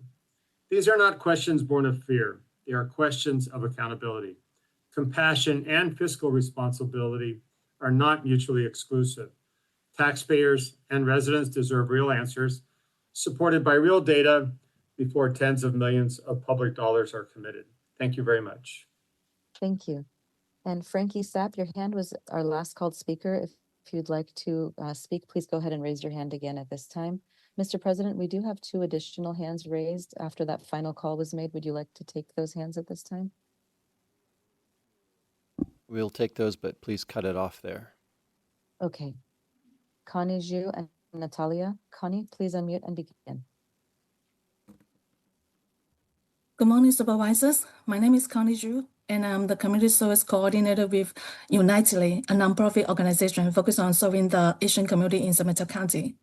Through my work, I support both families and child educators, helping educators access resources for credential and teacher qualifications, supporting family childcare providers in opening and sustaining their programs, and helping families fund childcare services. Across all of this work, one consistent challenge I see is the lack of accessible systems and resources in families' home language. We source many monolingual Chinese-speaking families and providers, and language barriers often make it very difficult for them to navigate available support or fully benefit from the county resources. I also want to share from my own personal experience as a parent searching for childcare in this county. I understand how overwhelming it can be, even with English access, and how much harder it becomes when language is a barrier. I strongly support agenda item number 13, and I respectfully ask that language access, including Chinese and other language commonly spoken in the community, be built into the San Mateo County Child Care Central initiative from the start. Thank you for your time. Thank you, Connie. Natalia, please unmute and begin. Hi, I already spoken during the first batch of comments. I'm not sure. I have the same message. I'm asking to exclude Horizon from the plan, and again withdraw that $2 million funding towards Horizon, no matter the location, but especially not at 101 North and El Natalia, Camino Real. And thank you for your public comment. We've received it. We're going to go ahead, and we have no other public commenters on Zoom. Is that correct? That's correct. All right, so we're now going to go ahead and move on to agenda setting. Would any of my colleagues like to go ahead and poll and remove any items from today's agenda? Okay, President Carzo, I'm sorry I can't see you, so I need to ask. No, I'm okay. Thank you. Okay, I'm going to go ahead and pull item 20 from today's agenda. I was notified by one of the Ag Advisory Commissioners, who is the subject of the item this morning, that he has decided he no longer wishes to switch seats in this term. With that, would anyone like to move any items from the consent agenda to the regular agenda? President Corzo. No. Okay, and then the last question I have is, and it's going to be a series of 4, with respect to the regular agenda, we've now heard public comment on items 10 through 13, and they're eligible at this time to move to the consent agenda. So would anyone like to keep item 10 on the regular agenda? All right, I have heard that there is one Supervisor Spear would like to keep item 10. Would anyone like to keep item 11 on the regular agenda? President Corzo. One moment. I'm just making sure I have, I think, no. All right. Not item 11. So we're going to go ahead and move item 11 to the consent agenda. Would anyone like to keep item 12 on the regular agenda?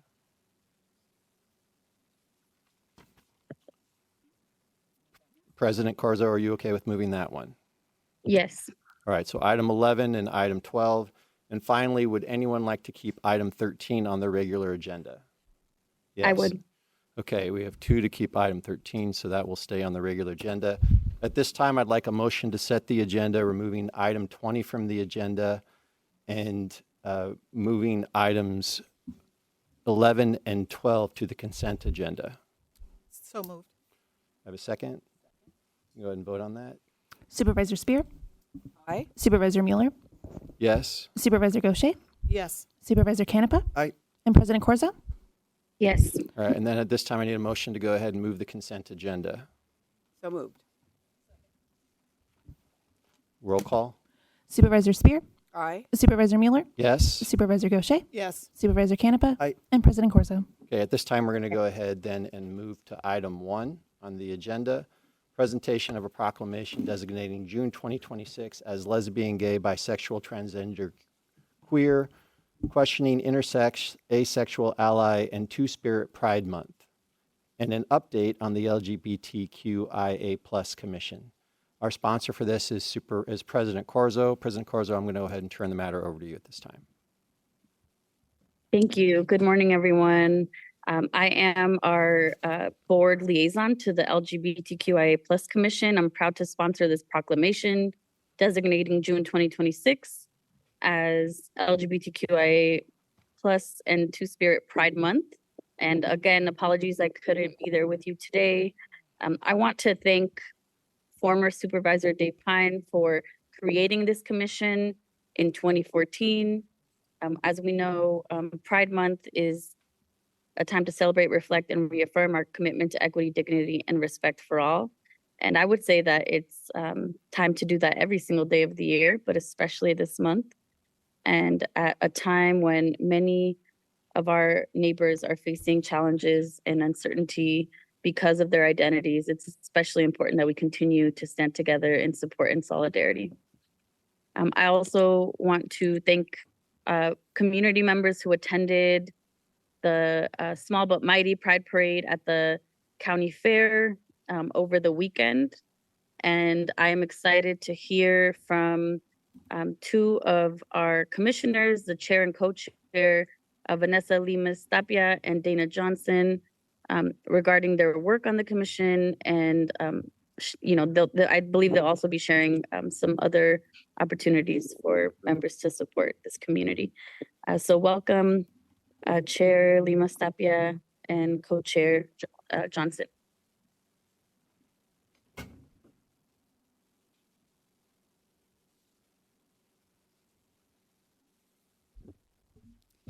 Good morning, Honorable Board of Supervisors, Mr. Callaghy, and members of the public. I'm Vanessa Lemos Tapia, she, her pronouns, and I'm the co-chair of the San Mateo County LGBTQI Commission. And I want to take a moment to express a heartfelt gratitude to the Board of Supervisors for their unwavering support of our initiatives and the LGBTQI plus community.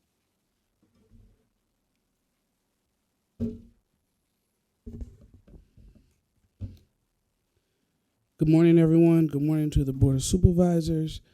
Before I get into speaking, I want to first give reference and praise to my trans and non-binary ancestors who paved the way for me to be able to speak in spaces as I'm in today. I'm Dana Johnson. My pronouns are they and he, and I identify as a transgender non-binary individual. I serve as an LGBTQIA plus commissioner co-chair with Vanessa. I also hold space as a Coast Pride board member and LGBTQIA plus ambassador and community advocate. On behalf of the LGBTQIA plus commission and the broader LGBTQIA plus community, I want to express my sincere gratitude to the Board of Supervisors for this Pride proclamation and for raising the progressive Pride flag outside on the flagpole. Thank you for recognizing June as Pride Month and for your ongoing commitment to inclusion, affirmation, and belonging. Proclamations like this are more than symbolic gestures. They send a powerful message to LGBTQIA plus community members, families, youth, and elders that they are valued, respected, and welcomed. Visibility matters, representation matters, belonging matters. When local leaders publicly affirm our community, they help create spaces where people can live authentically, safely, and proudly. As LGBTQIA plus commissioners, my colleagues and I remain committed to advancing equity, fostering inclusion, and ensuring that LGBTQIA plus individuals throughout San Mateo County have opportunities to thrive. Our work continues because every person deserves to feel seen, heard, and celebrated for exactly who they are. I also want to thank you for raising the progressive Pride flag. That flag is more than a banner. It is a visible promise. It tells LGBTQIA plus community members, especially those who may be struggling to find acceptance, that they are seen. It tells them that inclusion matters here. It tells them that they belong here. And for many people, that message can make all of a difference. As we celebrate Pride Month, let us continue building communities where diversity is embraced, authenticity is celebrated, and every person knows that they have a place at the table. Don't just hold your allyship and honor to the LGBTQIA plus community during June, but uplift the LGBTQIA plus community all year. I'm proud to share that this past Saturday, we were visible and marched in pride and celebration at the SMC Pride Family Day Parade and Celebration at the fairgrounds. And my hope and other community members' hope is that visibility of the parade and celebration can return to downtown San Mateo, where community members can embrace their visibility, see representation, feel seen, and march in community on that platform. While I am grateful for the National Month of Recognition, I also know that for many of us, pride is not limited to June. Pride is something we carry with us every day. It is reflected in our resilience, our joy, our history, our families, and our communities. For me and for many LGBTQIA plus people, pride is 365 days a year. So again, I thank you for your support, partnership, and commitment to equity. Happy Pride Month.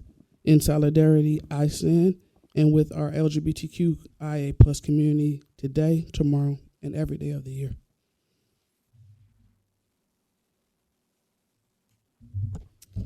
June is a busy month for the commission.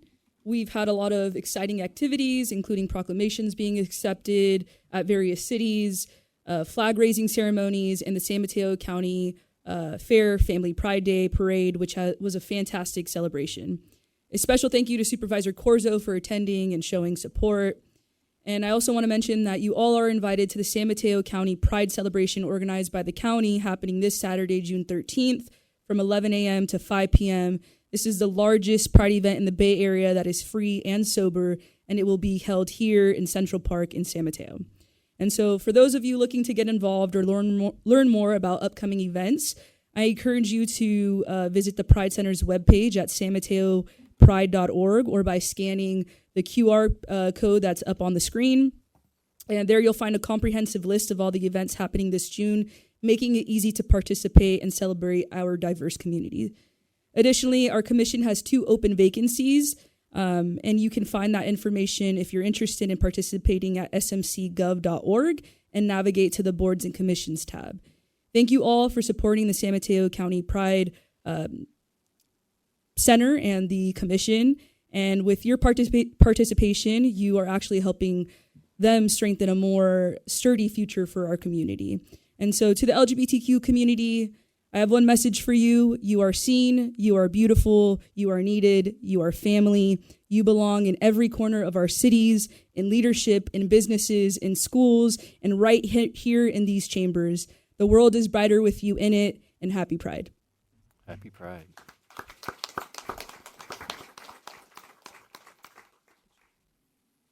President Corzo. Thank you so much.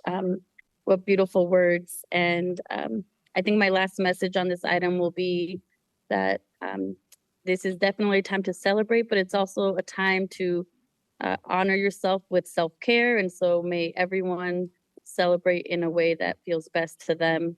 And I want to thank the co-chairs for the presentation, for participating in the parade, for organizing it, for leading it. And I look forward to seeing folks on Saturday at the county celebration as well. Thank you. Thank you. May I have a motion to present the proclamation? So moved. So moved. Okay. We can roll call. Supervisor Spear? Aye. Supervisor Mueller? Yes. Supervisor Gaucher? Yes. Supervisor Canepa? Aye. And President Corzo. Yes. Motion passes unanimously. Okay, I have the proclamation from Supervisor Corzo, but we're going to do it over there so she could be on the picture and the screen behind us.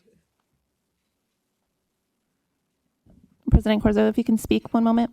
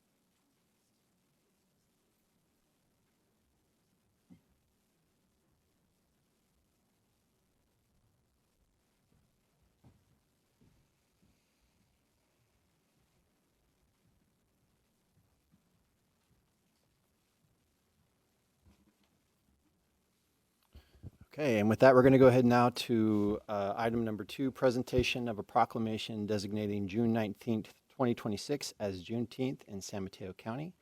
And our sponsor is Supervisor Lisa Gaucher. Thank you so much and good morning. Today, San Mateo County is proud to recognize the organizers of the East Palo Alto Juneteenth celebration, a dedicated group of community leaders who continue to uplift history and culture and our collective joy. Juneteenth marks the day in 1865 when the last enslaved Black Americans in Galveston, Texas, finally learned of their freedom. More than 2 years after the Emancipation Proclamation, it is a day that calls us to honor liberation, acknowledge truth, and recommit ourselves to the ongoing work of justice. Across San Mateo County, communities are gathering to celebrate Juneteenth in their own meaningful ways, from cultural festivals to educational events to family-centered gatherings. Each celebration adds to the rich tapestry of how we honor freedom and reflect on the resilience of Black Americans.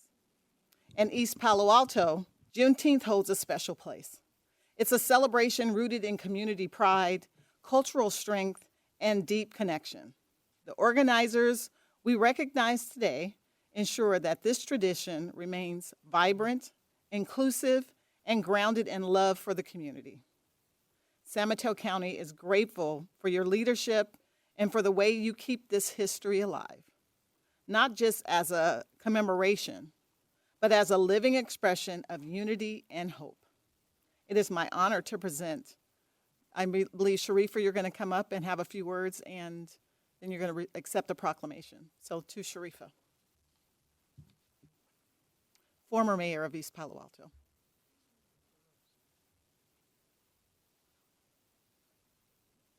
Thank you very much, and thank you for the opportunity to address the board. So I didn't know the process, so that's why I came up before, but I'm here to acknowledge and accept the proclamation with a deep sense of appreciation on behalf of the community of East Palo Alto. There are 4 organizations, the East Palo Alto Community Archive, of which I am the executive director, as well as EPA Center Art with Nadine Rambeau, and then the Community Church with Pastor Jackie Wilson, and then the city as a partnership through our Community Services Department.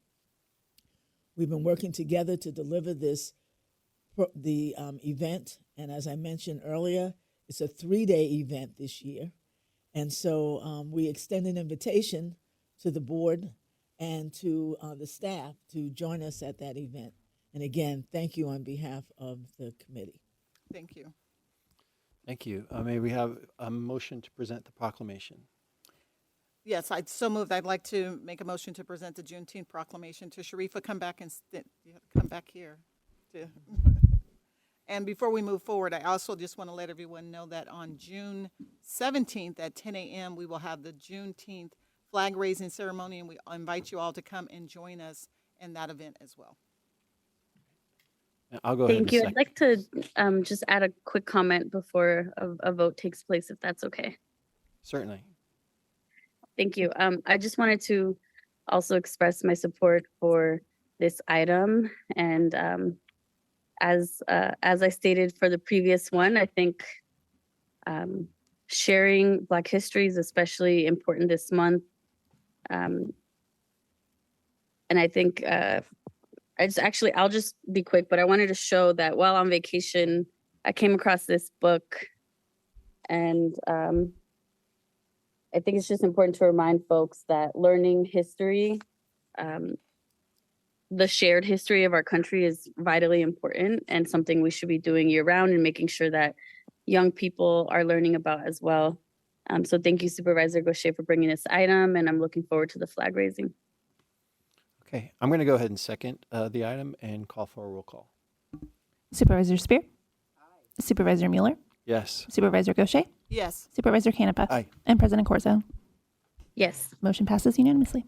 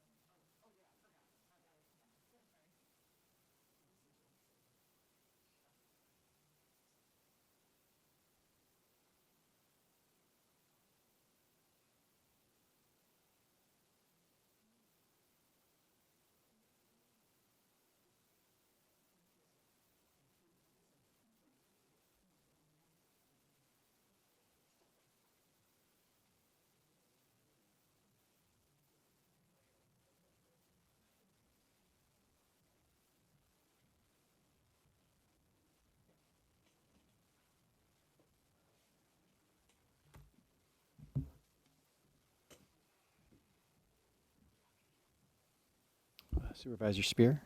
Thank you. I just wanted to make one comment about Juneteenth and what's happening in our country. I had the opportunity to visit the American Revolution Museum in Philadelphia a few weeks ago, and it was full of references to how African Americans had served during the American Revolution and the roles that African Americans have played through much of our history. And it just reminded me of what has happened in our national parks over the last couple of years and how it has been stripped of so much of our history. And that has frankly been allowed to happen within Congress. So because this is a nonprofit and separate from the National Park Service, truth rang out. And I just wanted to make note of that. Thank you. Thank you. At this time, we're going to go ahead and move on to item 3, presentation to the Jewish Community Relations Council in recognition of Jewish American Heritage Month, a proclamation previously approved on May 19th, 2026. And our sponsors are Supervisor Lisa Gaucher and Supervisor Jackie Spear. I'm not sure which is going first. I'll go first. Okay. And I just want to say to Supervisor Spear, thank you for moving this to today so that we can make this proclamation right and in person. Today, San Mateo County is honored to recognize Jewish American Heritage Month and to present this proclamation to Jewish Community Relations Council. Jewish Americans have contributed profoundly to our nation's cultural, civic, and intellectual life for more than 3 centuries, and their legacy continues to strengthen our communities today.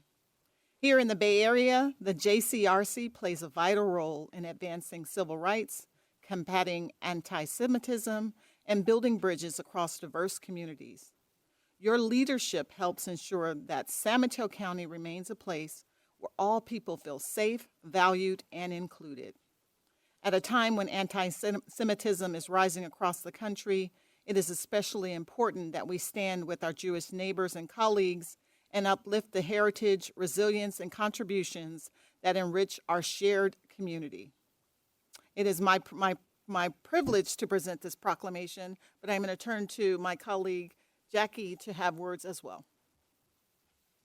Thank you, Supervisor Gaucher. The JCRC has been an integral part of our county for many, many decades. And they represent the more than 30,000 Jewish Americans who live in San Mateo County and proudly call it home. The Jewish community is an integral part of our diverse culture and our local communities, and San Mateo County is committed to keeping all residents of every community in our county safe.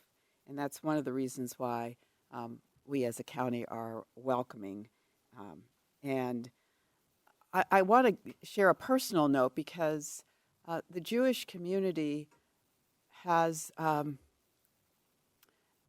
had a history of trying to deal with the fact that they have been discriminated against. I am 1/4 Jewish, but I did not know that until much later in life because it was basically excluded from my life experience. And on my father's side, it was never talked about. And it wasn't until much later that I found out that my grandfather, who had served in World War I, was taken on Kristallnacht and put in the Buchenwald concentration camp. And it was only through the Holocaust Museum in D.C. that I was able to get the records to find that out. So long after my father had died, I found out more about my own ancestry. And it saddened me that it wasn't something that my father was comfortable speaking about. But it shows us that that form of discrimination has actually made many Jews put themselves in a position of hiding their Jewish heritage. So it's really important that we recognize it today and every day. Thank you. And through the chair, I'd like to invite Mayor Julia Mates to the mic to have comments. Thank you very much. Good morning, and thank you, President Corzo, Vice President Mueller, supervisors, and especially Supervisors Gauchier and Spear for bringing forward this proclamation recognizing Jewish American Heritage Month, which was last May. Thank you also for your very meaningful and powerful words, personal experience as well this morning. My name is Julia Mates, and while I do serve as the mayor of Belmont today, I am here in my role as Director of Policy and Government Affairs for JCRC Bay Area, Jewish Community Relations Council. For 80 years, JCRC Bay Area has worked to advance a just, inclusive, and democratic society by bringing together Jewish organizations and partnering with communities across the Bay Area on issues ranging from civic engagement and education to combating hate and building bridges of understanding. Jewish American Heritage Month is an opportunity to recognize the many ways Jewish Americans have helped shape our nation and strengthen our communities. Jewish Americans come from a wide range of racial, ethnic, cultural, and family backgrounds, and it is important to recognize and celebrate that diversity within our Jewish community. So Jewish American Heritage Month is a good time to remember that there is no single Jewish journey. Supervisor Spear's comments actually relate to that as well. The strength of our community comes from the diversity of traditions and perspectives that have shaped Jewish life in America. From advancing scientific and medical breakthroughs to enriching our arts and cultural institutions to helping build and sustain our democratic traditions, Jewish Americans have contributed in countless ways to the American story. Here in San Mateo County and across the peninsula, members of the Jewish community have long served as educators, healthcare professionals, entrepreneurs, public servants, philanthropists, community leaders, and help make this region stronger, more innovative, and more connected. As you mentioned, Supervisor Gauchier, at a time when anti-Semitism is rising across our country and around the world, recognizing Jewish American Heritage Month is more important now than ever. It is an opportunity not only to celebrate the contributions Jewish Americans have made to our society, but also to reject hate and affirm that the Jewish history, culture, and people are an important part of the American story. So thank you again to the San Mateo County Board of Supervisors for this recognition and for helping ensure that Jewish Americans continue to be seen, celebrated, and remembered. Thank you very much. Thank you. I move approval of this proclamation, the Jewish American Heritage Month proclamation. Well, I have great news for you both. We already approved it on the consent calendar, so today is just the presentation, so we just go down for the picture.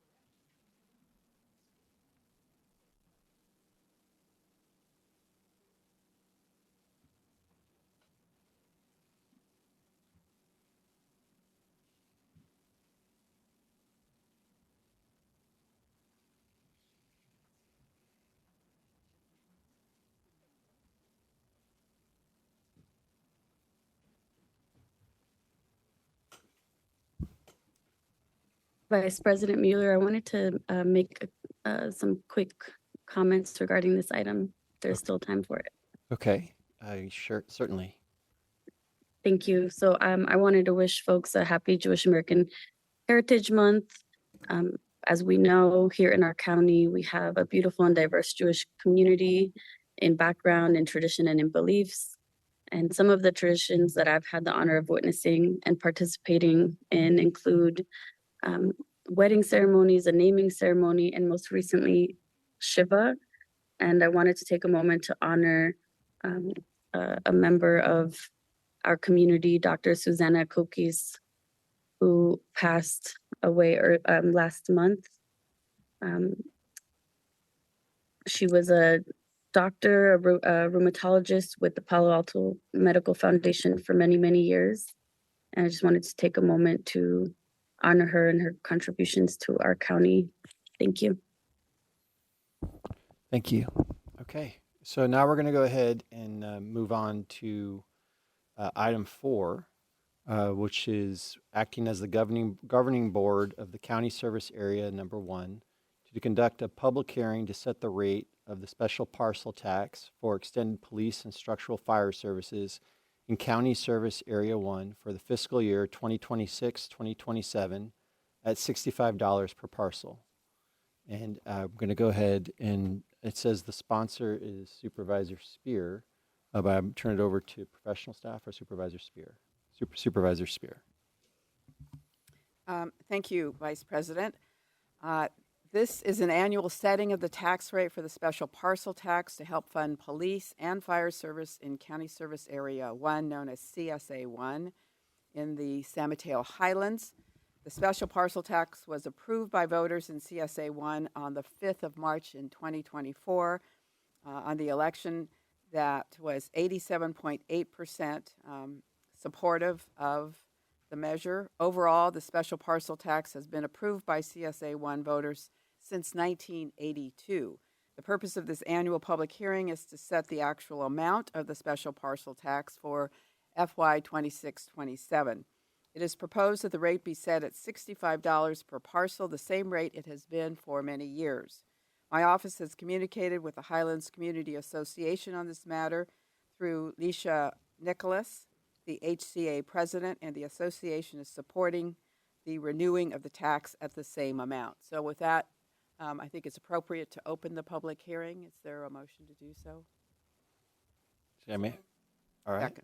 And we can go ahead and do a roll call vote. Supervisor Spear? Aye. Supervisor Mueller? Yes. Supervisor Gaucher? Yes. Supervisor Canepa? Aye. And President Corzo? Yes. Motion passes to open the meeting or hearing. Okay, do we have any public comment? We do not have any speaker cards from chambers, so we will be going to Zoom. Madam Clerk? With public hearing now open for item 4, we'll go to Zoom. We have one hand raised. Sabrina, please unmute and begin. We're going to go ahead and set public comment at this item for 1 minute. Okay, Sabrina, please go ahead. Okay, can you hear me? Yes. Yes, thank you. Okay. Thank you. I come in the peace and love of Jesus Christ as one of the people, sui juris, who hold all political power. I rise in strong opposition of item 4 as acting as the governing board of County Service Area Number 1 to set a special partial tax of $65 per parcel extended for police and structural fire services. The U.S. Constitution's 10th Amendment reserves to the people all powers not delegated. Imposing mandatory special partial taxes on property owners exceeds the limited government functions and as compulsory extraction without individualized consent. California Constitution, Article 1, Section 1 guarantees every person the inalienable right to acquire, possess, and protect property. Levying a reoccurring $65 tax per parcel directly burdens this fundamental right by forcing property owners to pay for services that should remain subject to voter approval or voluntary funding. The acts of the law are clear. It is against equity for free men not to have free disposal of their own property. The main object of government is the protection of personal rights, private property, and upholding the law of God. Thank you for your public comment. Thank you. Thank you. Are there any other public comments? That concludes. May I have a motion to close the public hearing? So moved. Second. Roll call. Supervisor Spear? Aye. Supervisor Mueller? Yes. Supervisor Gaucher? Yes. Supervisor Canepa? Aye. And President Corzo? Yes. Motion to close the hearing. Okay, any comments or questions from staff, from my colleagues? Supervisor Corzo? No questions. Okay, may I have a motion to adopt the resolution? So moved. Second. Roll call vote. Supervisor Spear? Aye. Supervisor Mueller? Yes. Supervisor Gaucher? Yes. Supervisor Canepa? Aye. And President Corzo? Yes. Motion passes unanimously. All right. Moving on to item 5, adopt a resolution approving the fiscal year 2026-2027 recommended budget submitted by the county executive. I'm going to go ahead and turn it over to Mr. Callagy. Thank you, Vice President Mueller and members of the board. It's hard to believe we're here again with another budget cycle. And as you will recall, this is kind of the mid-year budget within our 2-year budget cycle for the 26-27 recommended budget. In this second year of the budget, I'm recommending allocating $5.2 billion for all funds, of which $3.8 billion are county general funds.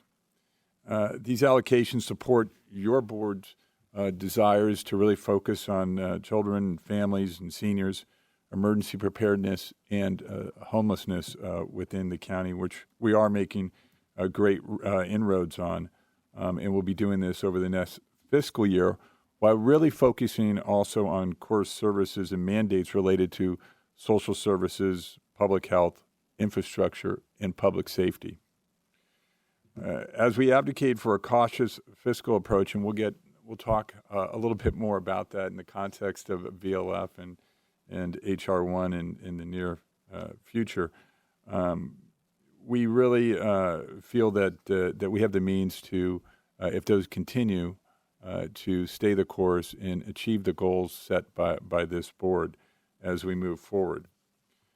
But there's some big ifs in there. So as we go to the long-term financial forecast, things look pretty good there with that picture. It's a nice serene setting, and that's an indication of kind of where we're at right now in developing the recommended budget. The staff has taken really proactive steps to address evolving economic conditions, and these conditions do come up over the years. We've been able to because of the prudent way this board has asked us to handle the finances of the county. We've been able to flex and move in different directions and overcome obstacles, and will continue to do that to deliver the county's commitment of high-quality services with the realities of a changing funding environment, which seems to always be changing. So our long-term financial forecast indicates a structural gap that is emerging in the future, with ongoing expenditures projected to exceed discretionary revenues starting in fiscal year 31 to 32. So that's some time out. But we always like to look at the future as an indication of where we are right now, so the board will have an indication of what to expect down the line and govern accordingly. But those assumptions rely on 100% of the VLF reimbursement, which we know is not guaranteed, property tax growth averaging 4.5%, which is pretty steady in the past, and we believe that that'll be achievable. Modest sales tax growth, and as of late, it's been pretty flat. And on the expenditure assumptions, declining debt service as obligations are retired, lower central operating cost, rising infrastructure costs of 4% inflation, some salary increases that we have to put in the model. And as you recall, we had kind of historic salary increases last negotiations because of the fact this board felt that we should be compensating our employees for an extreme time of inflation, where our employees were really took the brunt of that along with the rest of society, and it's getting harder and harder to entice folks to come into public service. So that was a nice historic bump, but we will not be anywhere near that in the future. And then inflation factors of 8% on benefits and 2% for services. So as we go to the 7-year projections, and again, this is with the full VLF, we provide a clearer picture, and you can see here where we are right now and where we cross over in 29 and 30. Things are pretty good until then. Again, assuming that those assumptions stay in place, and that we receive full VLF, and we're able to cope with the impacts of HR 1, and we received that property growth and property tax growth and some sales tax growth. This gives us time to really look into the future and try to figure out how we reverse that crossover there. But it's nice to have this and to give you an idea where we're at right now and see the little bit of surplus we can build over the next several years and figure out a path forward after that. So let's go to the long-term financial forecast without VLF on the next slide here. And you can see that when we get to that, you can see the clouds have darkened and things are not as rosy because we will have an immediate impact. And as you recall, and we've said this many times, VLF represents 18% of the 2026 recommended budget.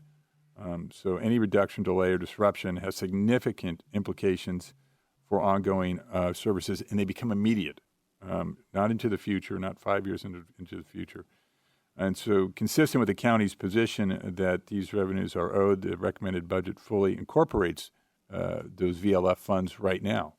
And we hope, and we should hear very soon, what the outcome of all the great efforts by our legislators in Sacramento and this board has. You've advocated and lobbied as much as you possibly can, and the whole community of San Mateo County has come together. Our elected officials, our nonprofits, residents, businesses, certainly the city managers and staff and the county staff have come together to really try to emphasize to the state how meaningful this funding is and what it means and what the impacts will be if we don't get it. And that, along with HR 1, you'll see on the next slide, the projections change drastically. And where we're at right now, if we don't get those funds, we will have to take somewhat immediate action. We have developed a little bit of a runway on the Measure K funding, and we'll use reserves, but to get us by while we develop the longer range plan on that. But you can see how drastically things change in the near future without that funding and what it will do to our plan. So as we go to the next slide here, you'll see success is not final, failure is not fatal. It is the courage to continue that counts, and that's what this board is doing. No matter what obstacle we face, we will go around, over, under, whatever it takes to promote the board's desires to serve everyone in this community in a meaningful way. And as we discussed, long-term financial forecasts highlight some of the critical changes ahead, including emerging structural gap that we'll focus on as a group. We will focus on this, and we'll have some years to do that unless the VLF news is not good. So let's get into the details now of the current budget, and with that, I'll turn it over to Mr. Mankia to really walk through some of the details of the budget with you in more detail. Thank you, Mr. Calgi. Good morning, honorable board members. I'm going to start giving you a little bit about the numbers. So please bear with me just a little bit to kind of explain where we're kind of going. Here you see a slide that speaks to the $5.2 billion of the current recommended level budget. You'll see a large value change in there of $652 million. That change is actually due to a shift from the preliminary adjusted budget that you approved a year ago. So remember this, as Mr. Calgi said, this is the second year of a 2-year budget. So rather than going back to the 25-26 budget, because there was a budget that was preliminarily approved, you can't approve the second year, we use that number as the starting point. So what you're seeing here is this value of capital projects and other one-time functionality that kind of is moving itself over into the 26-27 year. I wanted to bring that up because it is a large value, but it really is due to a factor of being from your preliminarily approved budget last year, which was much lighter because most of the capital projects were included in the first year of the budget. You will also see here that you have a 61 position increase overall. And again, this is all funds, which is inclusive of more than just the general fund itself. On the next slide, you begin to see where the actual general fund is at. On the general fund side, you'll see that it is, again, the $3.5 billion that Mr. Calgi has been discussing. And of that value, 428 is the actual change. Again, going back to that preliminary approved budget. And here you will see that there are 52 positions that were actually increased on the general fund side of the house. I think what is really important is to get into the positions themselves, because that's where really 60 to 70% of our actual costs reside. So on the next slide, you will begin to see how we did positions. So of the 61 positions, many of these positions were actually approved prior to the recommended budget. And I say that because to put a budget together of this size, it does take a little bit of time and effort. So on January, we actually stop the flow of information going into our budget system, and any position that is added through a salary resolution amendment, which are approved every month by this board, have to be added to that recommended level budget. In actuality, the recommended level budget only adds 15 positions. For example, the 35 positions that were added in January for the health IT, those would be added in this recommended budget because it's after that stopping point of the budget itself. Other positions, such as the positions that were added for Human Trafficking and Family Justice Center, those positions were added in February. We added positions for the Forensic Laboratory and a few other positions across the board. So all those positions were added. The 15 positions that were added are actually associated to 9 of which are associated to the North County Wellness Center dental practice. We are hiring dentists and dental hygienists to be able to actually do the services that are needed up there. Those are fully funded through that practice, not through the general fund itself. We did add a few positions to the Sheriff's Department. Those positions to the Sheriff's Departments are associated with Emergency Service Coordination and Corrections Division itself. We added a few positions to the District Attorney's Office, which were 3. We added 2 paralegals and 1 legal office assistant. That is due to caseload increases that they've seen over time and a need to just be able to move those things forward. And then we transitioned 1 term position in the Office of Sustainability to a permanent position due to the funding being recognized for the next 5 years. So we felt that that was a comfortable position to be in. Another piece of the budget on the next slide that I think is very important is also looking at the reserve. So when we look at the reserve at this moment in time, it's interesting because it actually shows a 17.8% reserve based on net appropriations. But what you'll see here is there's actually a $9 million difference from the prior year reserve to the current year reserve. And that is because this is the recommended portion of the budget. It does not completely include all of the capital that will be rolling over. We have to keep some money in the current budget to be able to pay for those bills until the end of June. So when we add those, we really do believe that our reserve will be at about the exact same rate that it is today, at about 16.3, 16.5%. Still a bit over the 15% that we have as the reserve policy, but we really do believe that it'll come down to that value. We don't see much change happening in the next few months. So some significant budget adjustments on the next slide, really going over some of the things that you saw inside the budget. So in the medical center, they have taken into account a bit of the HR1 recommendations. So they have reduced their budget by about $3.7 million just to be able to handle those things that they see changing in the HR1 aspects. We do have a little bit of core service maintenance that was in the Sheriff's Department that's associated with the conceal and carry permitting. We are a bit behind, so we are adding $800,000 to hire extra help staff to be able to push that forward. In terms of infrastructure, we are committing $750,000 to the Mach Beach SR1 congestion and safety improvements projects. And that is because there are also some enhanced safety for residents and visitors that are supported by a matching $6.7 million San Mateo County Transportation Authority grant. So that is just an added value of money to bring in that other dollar. You'll also see that in Samsara, they are adding $10 million for a pension administration system. And the sheriff's office is going to add $2.5 million for a new jail planning management system. And then Technology Services Department is planning on multiple enhancement totaling about $7 million.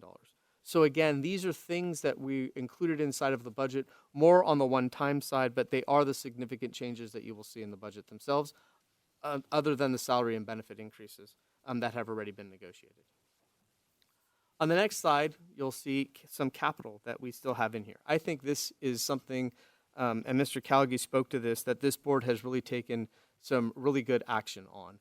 What you've done is you've actually prepaid, in a sense, for all of the capital construction that is currently on our list and all the capital projects that are out there. That would include our CIP.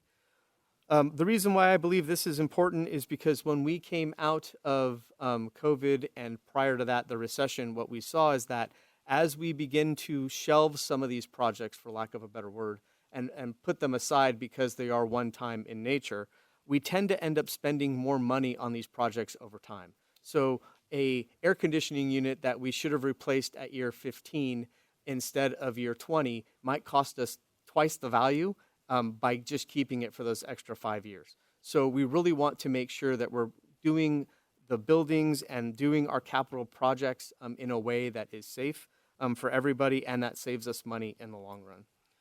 And again, you have quite a bit of dollars associated with the capital projects that you see here. This is a rendering of the Pescadero Fire Station, which will be paid for by Measure K. That is going to be starting construction here shortly.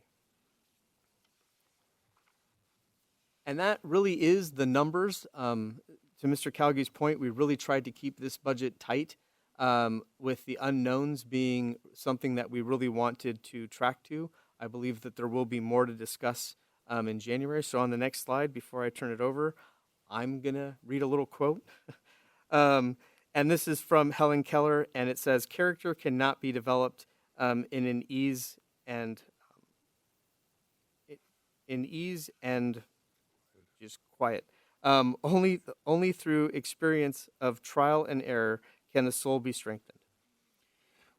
You can tell we're big on quotes for inspiration here, so we love that. And just as I wrap up here, I just want to just reiterate that your priorities are our priorities, and in the way of children, families, and seniors, the county is really dedicated to enhancing the well-being of our kids in our community, and certainly our families and seniors, who are some of our most vulnerable residents, through collaborative department efforts. And you look at the parks and what you've allowed us to do in the parks, and really Flood Park is an amazing example of that. And I know that when Mr. Calderon was the parks director, we really invested in infrastructure for the first time. Instead of continuing to put Band-Aids on things and put them together with duct tape, we really went in and changed systems out, and really brought great infrastructure and ability to adapt to different needs of our clients to the parks.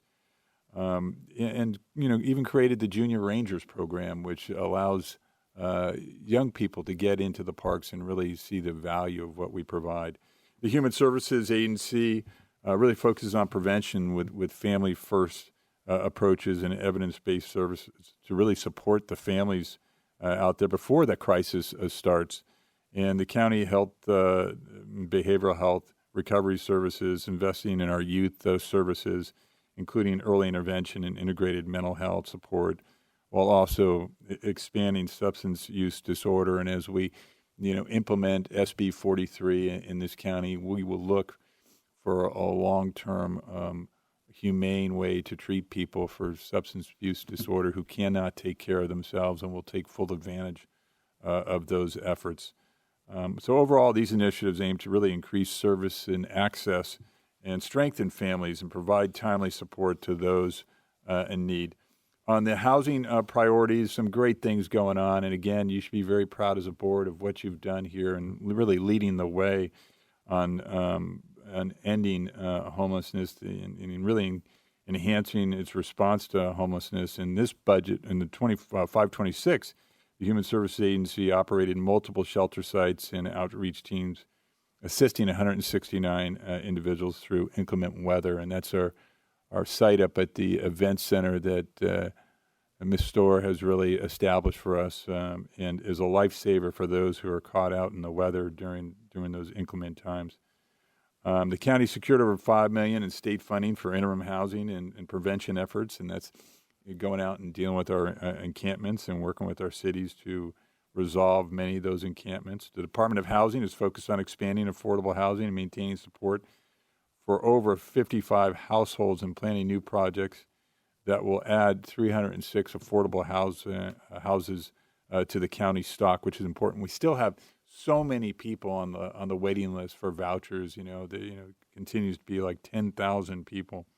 Additionally, the county health is investing $15 million in housing stability for individuals with behavioral health needs, and you'll see that we're trying to secure a facility. In our next board meeting, we'll be bringing the purchase of a location to help support those efforts into the future. In the 26-27, county will continue these initiatives to reduce homelessness and promote. And I know this board was focused on family homelessness, and that no kid should in this county, and one of the richest counties in the country, should grow up without a roof over their head. And we will endeavor to do that by the end of the year, and we're making progress on that.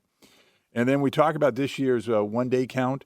Count identified 2,240 individuals experiencing homelessness in the early morning hours on January 29th, 2026. Of those, 1,095 were staying in shelters, an increase of 110 people in our shelters since the last count. And quite frankly, that count is something we have to do, but I believe we have a more accurate count that we do every month, and it certainly differs from that count, but it shows that we're making great progress in what we do. And then just lastly, on the area of priorities and emergency preparedness. Emergency preparedness obviously is key priority to the county, with the parks and enhancing public safety through infrastructure maintenance and wildfire prevention. We're working with CAL FIRE and our Parks Department to do that, and RCD and others who are out there really trying to create that defensible space for us. In the 26-27 budget, the Department of Emergency Management will focus on expanding community preparedness and emergency alerts, emphasizing clear, multilingual messaging through One County, One Voice initiative. And really, when those emergencies hit, and disaster strikes, we've got to be at our best. And the way we do that is through training. So in closing and looking ahead, I just want to emphasize right now, as we sit here today, because of your prudent behavior and the way you've instructed and led this county, we are in good position. The only thing that could derail us tomorrow is hearing news that the VLF funds have been taken away from us. And that will put us in a cycle of trying to play catch up right away. It's unfair to the residents of this county. It's unfair to those most in need in this county because they will be impacted along with public safety. There's just no two ways about it. We have got to do everything we can. And again, just applaud all of you for your lobbying efforts, all our legislators up in Sacramento for what they do on a daily basis, especially when it comes to VLF. And we want, and we have made a commitment to Sacramento that if we are funded this year, we will look for a long-term fix to this VLF crisis. And again, a crisis not of our making, a crisis by the state. But we are willing to sit at the table and figure out a long-term strategy that is a win-win for the state and certainly a win for our county. And we have made that commitment. So I will end with a quote here. Efforts and courage are not enough without purpose and direction. And you all give us that direction. So thank you for giving us the resources to do what we do. And I'm happy to answer any questions at this point. Okay, so at this time, we've already taken a public comment on this issue, so I'm going to go ahead and open it up to both questions and comments from my colleagues. Does anyone have anything to ask or comment on at this time? Supervisor Spear? Well, first of all, a deep sense of gratitude for the professionalism, the green eye shade that Robert uses so effectively, the sharpening of the pencils. I think we do have the finest staff in the state. And you're prudent. You're also great listeners when we want to pursue certain issues. And I think that we're all very grateful for your commitment to public service and your willingness to continue to serve. I have a couple of questions, and I don't know if they're appropriate at this point or not. But let me start with this. On page 3, and Robert, this is to you. I'm still kind of struggling. It says in the 4th paragraph, it says regular pay increases by 32.6 million to 661 million. It's not pay increases alone. So is that worded inartfully? Yes, the 32.6 million is associated with the pay increases. The total that the county pays of the general fund that's associated to the pay overall of just the general fund value. Those dollars that are associated to the money that we bring in is the 661.7 million. So that is our contribution to salaries and benefits as a county from the general fund itself. There's no other value in that money that doesn't come from other places. This is just a general fund portion of what is actually there itself. Okay. And I think the sheriff is here, correct? Or he was here? Is he here? No. The $800,000 for the concealed weapon permitting process. How many concealed weapon permit applications are pending? Supervisor, there are a lot. I don't have the exact number. That's a really good question, but I was stunned at the amount of backlog that's created, and we have a legal obligation to get through those in a timely manner and make a determination on those applications. So I'm hoping that we don't need all of that money, but we do have an obligation to get through it, and this is what the sheriff thought they would need in the way of extra help to help them process all those applications. But the number stunned me. I forget what it was, but and I'll get that for you, but it was significant. And I guess for all of us folks that don't carry concealed weapons, I'm sure, I mean, there's a concern that I personally have, as we have a plethora of citizens carrying around concealed weapons, how does that make us all safer? Well, it's a really good question.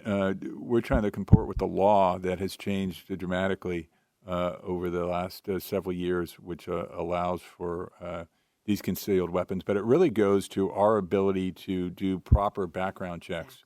And that's where this funding really comes in, to do the proper background checks, to make sure that we put these weapons in the hands of folks that qualify and have comported themselves in a way that allows them to meet the standards of the law.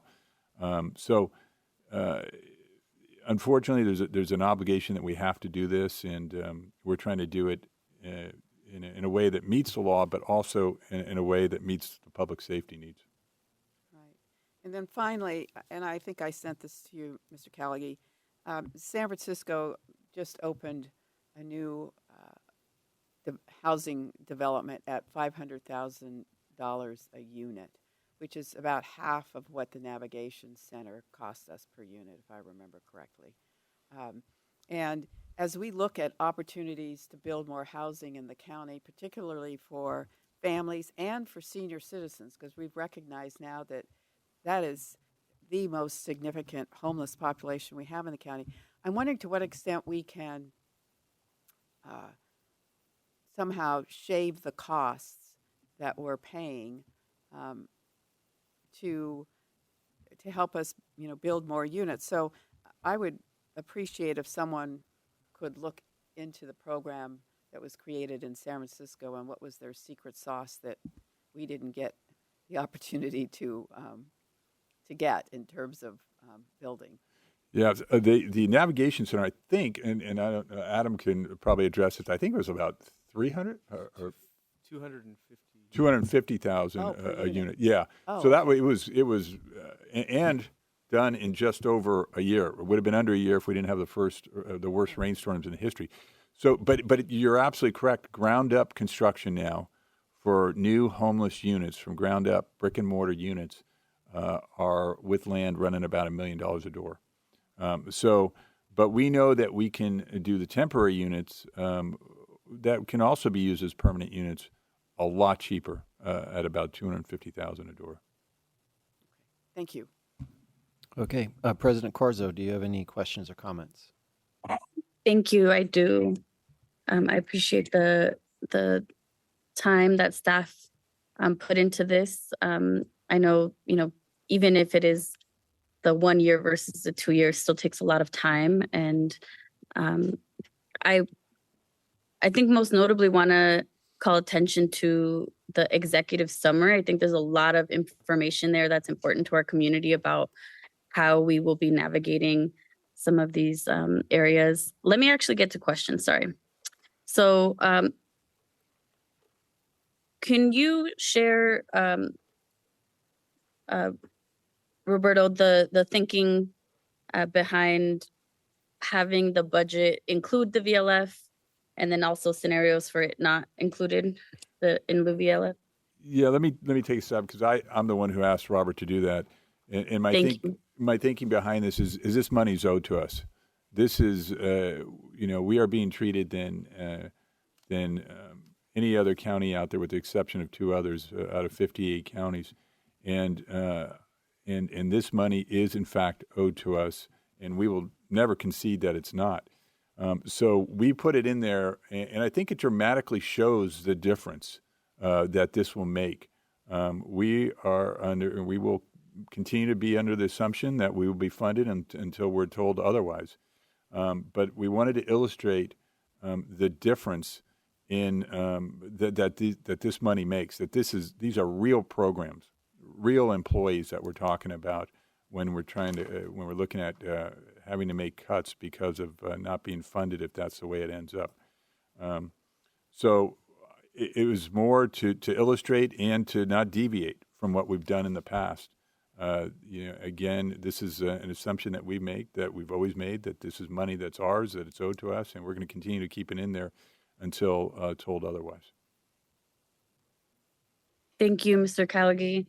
I also just, I actually want to commend staff for having, I believe let me find my binder here, on page, it might be, let me see, on page 4, the difference in the projections with and without VLF, and the second version that does not have VLF included shows us really getting further and further apart from what we need to continue providing services as we currently are. So I want to make sure. You're right, Supervisor. And the big thing about that, it's the immediacy of that deficit that I think is striking. We will have to take immediate action to try to cover those expenses. Thank you. And so, in that spirit, I want to ask that I can think of a few, but can you please share some of the proactive actions this board has taken in the past to better situate us for difficult economic times like the ones we're in?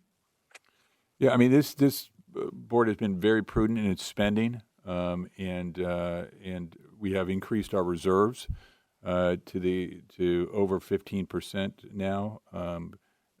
This is somewhat historic. We had never had that. As you remember, the reserves are at 10%, and it really allows us the flexibility to get through situations like HR1, and we're hoping that that's somewhat temporary, and maybe that'll change with the new administration in the future. But it's the prudent way that we sell, that we buy things and get out of leases that this board has instructed us to do, where we've saved millions getting out of leases and instead own our own destiny now by adding to our bottom line and increasing our favorable rating. We've refinanced bonds to a lower rate and pulled out money and saved millions and millions of dollars doing that. We look, we're lucky to have, as Supervisor Spears said, Robert and his staff who, look under every cushion for nickels and dimes and try to figure out how we get the most juice out of the squeeze. And that's a daily occurrence in everything we do. We're always sitting around trying to figure out how do we refinance things or relook at the budget in a way that will stretch it further and provide the resources that we need, while also being very competitive in the market with our employees who are our brick and mortar, and they provide the services. So it's all of that, and really it comes back to this board and the way that you've instructed us to move forward, and the things that you approve in a prudent manner, and how you look at every dime we spend as a board and make sure it's spent to advance the safety net services that we're obligated to provide. Thank you. And can you talk a little bit about the practice of our board to proactively pay down our pension liability and how that's been helpful? Yeah, that was a great example. Over the years, this board has put this county in a position that many cities and counties envy, and that is really to have almost completely paid off to the extent you can our PEPRA obligations. And that has freed up tens of millions of dollars by suffering through those years and putting aside money to really pay down early our PEPRA obligation. We are funded at, what are we, Robert? It's historic. We're almost at 95% this year, is what I believe will be. Yeah. So 95% funded, and we're guaranteed from this board's action a year and a half ago, we are now guaranteed a 27% ARC. So we can actually, that's the nice part about when you project things, is that if you have a guaranteed value of money that you're going to be paying for that, rather than the up and down based on a market or based on transactional issues, you can actually estimate what that would be over time in that same way. So it's a very clean way of being able to manage our obligations. And remind me where we're at on the post-employment benefits side. So we'll almost be between 95 and 98% funded, and then we are still moving forward with what this board approved in 25, which was a $75 million one-time obligation to try and make it so that it will, in a sense, help pay for those pieces that we pay for every year for those people that are using the pension plan itself. So we're trying to make it so that the interest bearing on that account allows us to be able to pay at least a larger portion of what it would be that we're paying out on a monthly basis. Yeah, so it's really a win on both fronts. Not only are we saving tens of millions of dollars and then reinvesting that in a wise way for interest income, but it's really sending a message to our employees that they have one of the most secure retirement funds probably in the United States.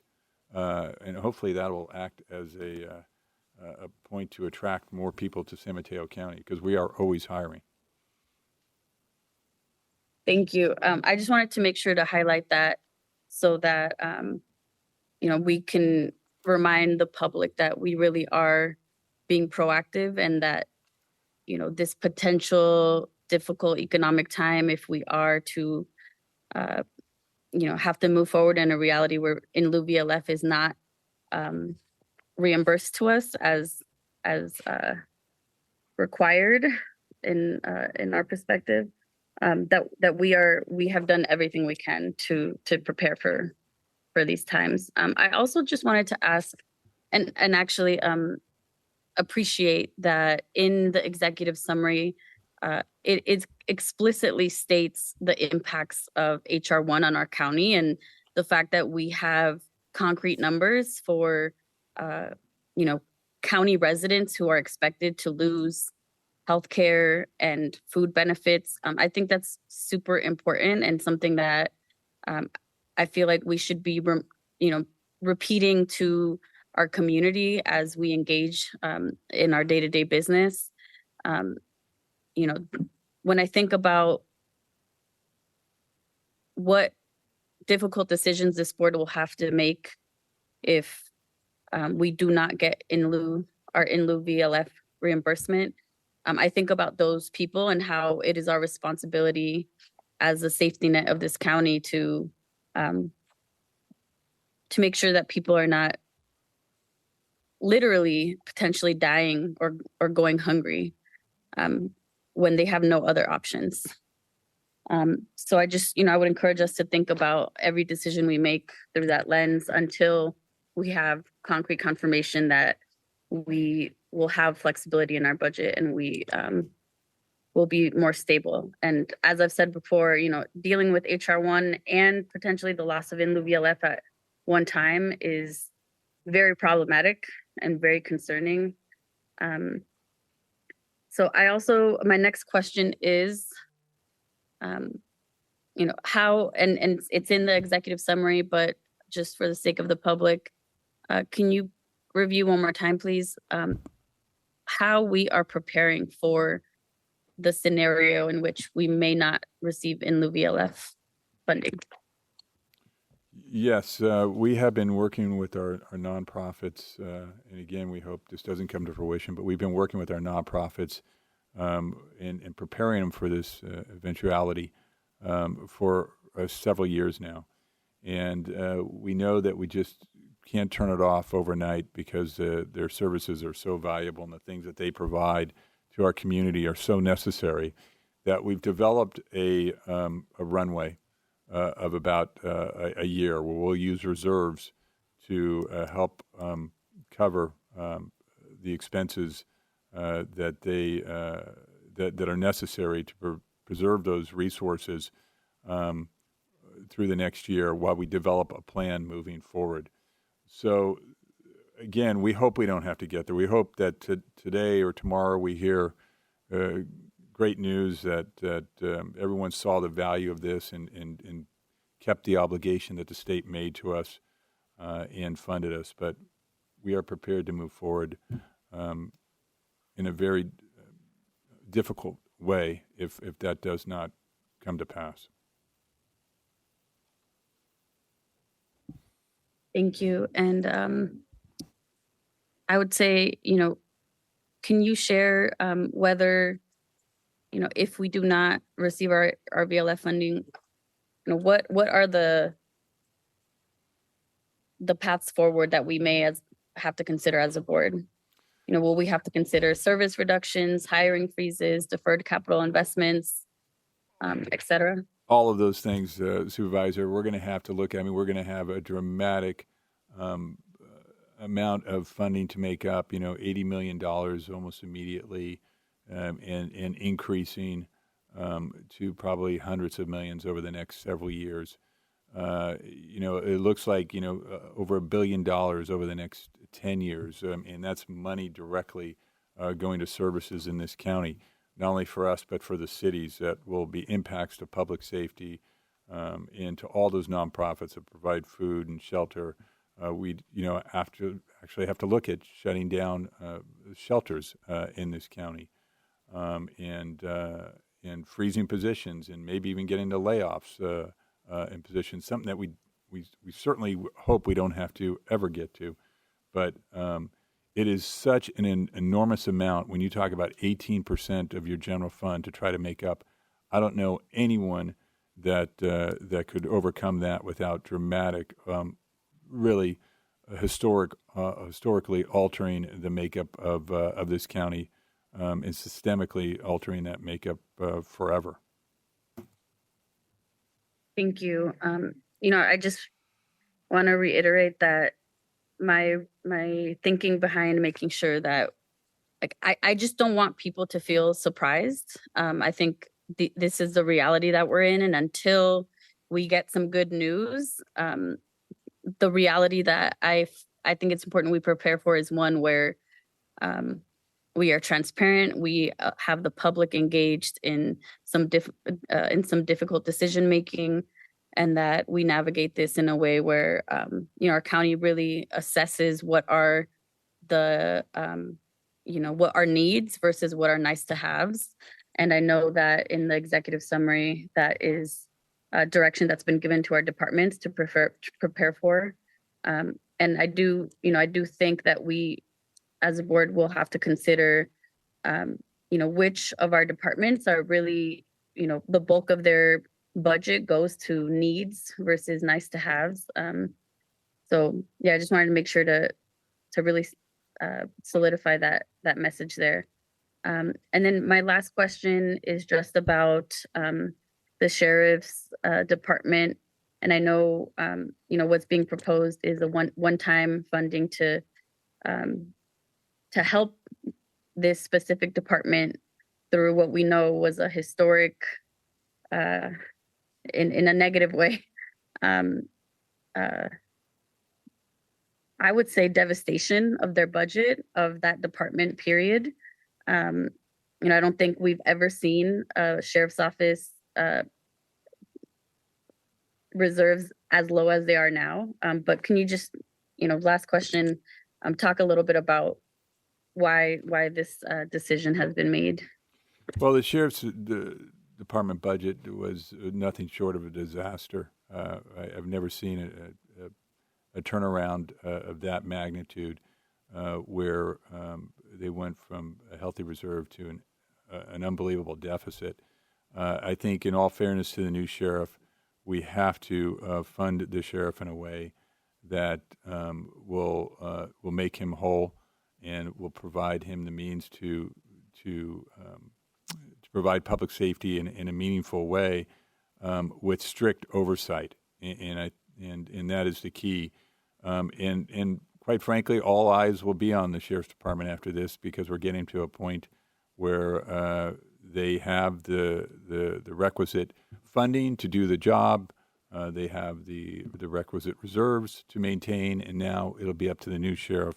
And I have all the faith in Sheriff Binder to achieve those goals and provide public safety while also building a reserve with the appropriation that he's been given. So it's definitely the right thing to do, and I think that we'll be watching this. Obviously, we'll be working with the sheriff's office to ensure that those goals are achieved. And the sheriff did get back to me. There's 726 CCW permits pending right now. 776 permits pending. But hopefully that answers your question, Supervisor Corzo. It does. Thank you. That's it.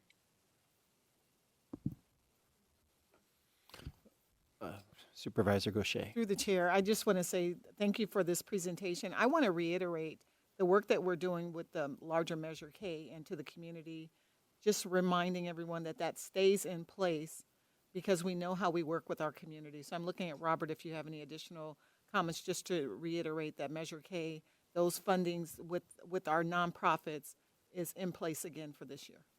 As Mr. Calgi stated, we have 100% funding for fiscal year 26-27 for all of the Measure K, and we're utilizing reserve to cover anything that we may need on the back end to adjust. But we are 100% funded for the next year. And that will give us a year to make those decisions. Okay. The only comment I have is that if the VLF doesn't, if we are not restored tomorrow or in the next few weeks, I would expect we'd have an emergency meeting at some point to start discussing how we're going to approach it. But there's no reason to deal with that at this moment. If we can go ahead and bring a motion to adopt the resolution approving the fiscal year 2026-2027 recommended budget submitted by the county executive. So moved. Roll call vote. Supervisor Spear? Aye. Supervisor Mueller? Yes. Supervisor Gaucher? Yes. Supervisor Canepa? Aye. And President Corzo? Yes. Motion passes unanimously. All right, our next item on the agenda is item 6. It's a continuation of a hearing, which had already occurred, adopting a resolution certifying and adopting the initial studied mitigated negative declaration dated December 2025, together with responses to comments and the mitigation monitoring and reporting program, MMRP, as the final initial study mitigated negative declaration and MMRP for the Entrada Way slip out repair project, and adopting the resolution of necessity as contained within the agenda. We have already had a public hearing on this item. I don't think we're not going to be reopening that today. We already heard this item, so I believe staff is just here to go, professional staff is just here to go ahead and update us on any requests for information that occurred in the last, at our last board meeting. Please. Thank you. Good morning, President Corzo, Vice President Mueller, honorable board members, Mr. Callaghy, Mr. Niblin, and Mr. Mankia. My return regarding this item after it was continued from May 19th. Today I'll be providing a follow-up to the information that was provided during public comment at the May 19th Board of Supervisors meeting in regard to the adequacy of the county's initial study and mitigated negative declaration for the Entrada Way slip-out repair project.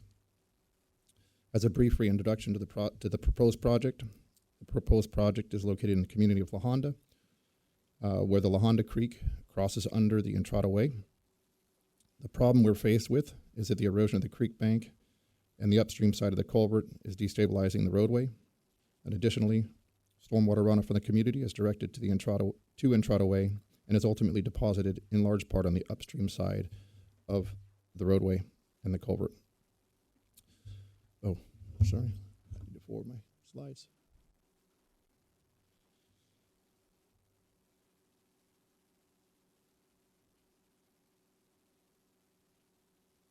Very limited background from the last meeting. We can just go ahead and move to information that's You provided bet. in public comment.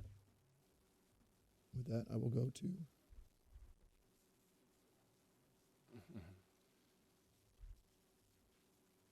This shows, real quick, the easements that are required for each property. 8800 La Honda Road has two types of easements. It proposed the 10-year monitoring easement, which allows us to establish the new work that we're going to put in place, as well as temporary construction easements. There are two properties affected across the creek. They have three types of easements: permanent, 10-year, and temporary construction easements. And then the Cuesta La Honda Guild properties also have the three types of easements: permanent, 10-year, and construction easements.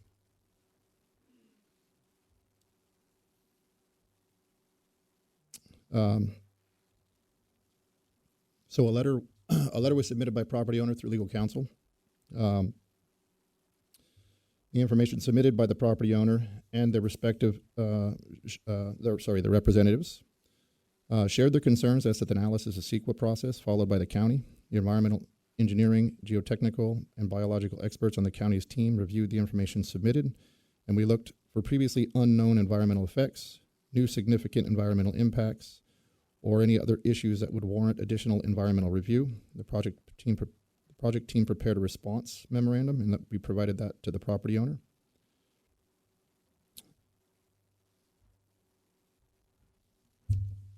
The review of these documents did not find any substantial evidence of potentially significant environmental impacts, nor did the information demonstrate the project impacts would be more severe than the initial study mitigated negative declaration indicates. The issues raised mostly reflect disagreements with the county's conclusions and analysis. However, they did not present any new information warranting additional review. In summary, the final initial study, mitigated negative declaration, provides an adequate and factually supported level of environmental review for the proposed project pursuant to California Public Resource Code sections 21080C, 21081.1A, as well as CEQA guidelines sections 15070. Based on that information, I'd like to summarize that the recommended action before you today, which is to adopt the resolution of necessity to acquire easements for the Entrada Way slip-out repair project. This will authorize the county to initiate the acquisition proceeding.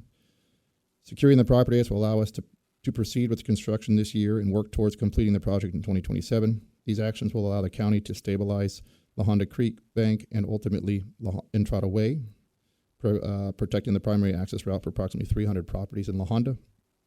Approving this item today will allow the department to begin work at a minimum within the right-of-way to install the proposed storm drainage improvements, which will redirect the surface drainage from the upstream side of the culvert to the downstream side. This work would commence concurrent to the California eminent domain process. By redirecting that water from the upstream side of the culvert to the downstream side of the culvert will greatly reduce the volume of water at the upstream side, which will allow us to ultimately investigate what the next steps are after we can complete this stabilization to address the undersized culvert and potentially a bridge or larger culvert, whatever the future holds for that after we can do that investigation. With that, this concludes my presentation. I'm happy to answer any questions, and we do have the environmental consultants on the call. Should the board have any questions for them related to the concerns raised by the property owner, their representatives, or the environmental aspects of the project in general. Thank you for your consideration. Thank you. County Council Niblin. Thank you, Mr. Vice President. I just wanted to note for the record that we did receive some correspondence today, and I know members of the board were provided copies as well, and this is a letter dated June 8th, 2026 from the law firm of Desmond, Manning, Leveitch, and Cunningham. And there are some attachments to that letter, including looks like a letter prepared by Ellen Kropp and Associates, who are geotechnical consultants, a letter from Clearwater Hydrology, and it looks like correspondence from Sean Smallwood, PhD. So again, these are documents that were received today, to my understanding. It's having had a chance to briefly review these documents, and I know we had a chance to check briefly with staff as well. We're of the view that the conclusion that was shared by Mr. Newman, particularly that the materials don't raise a fair argument of environmental impacts that aren't already sort of dealt with in the mitigated neg deck and the other analysis that Mr. Newman has talked about. We don't think that, again, we think it falls under that same heading, that the matters are addressed adequately. Thank you, County Council Niblin. We're going to go ahead and open it up now to comments and questions from my colleagues. Does anyone have any comments or questions? President Corzo, do you have any comments or questions? I just want to thank staff for continuing to work on this item. I know a lot of thought and consideration has been put into it. And if there are no other questions or comments, I'm happy to make a motion to approve 6A and 6B. All right, we have a motion. Do we have a second? All right, we'll go ahead. Roll call vote. Supervisor Spear? Supervisor Mueller? Yes. Supervisor Gaucher? Yes. Supervisor Canepa? And President Corzo? Yes. Motion passes unanimously. Okay, we're going to go ahead and move on to item 7. One moment.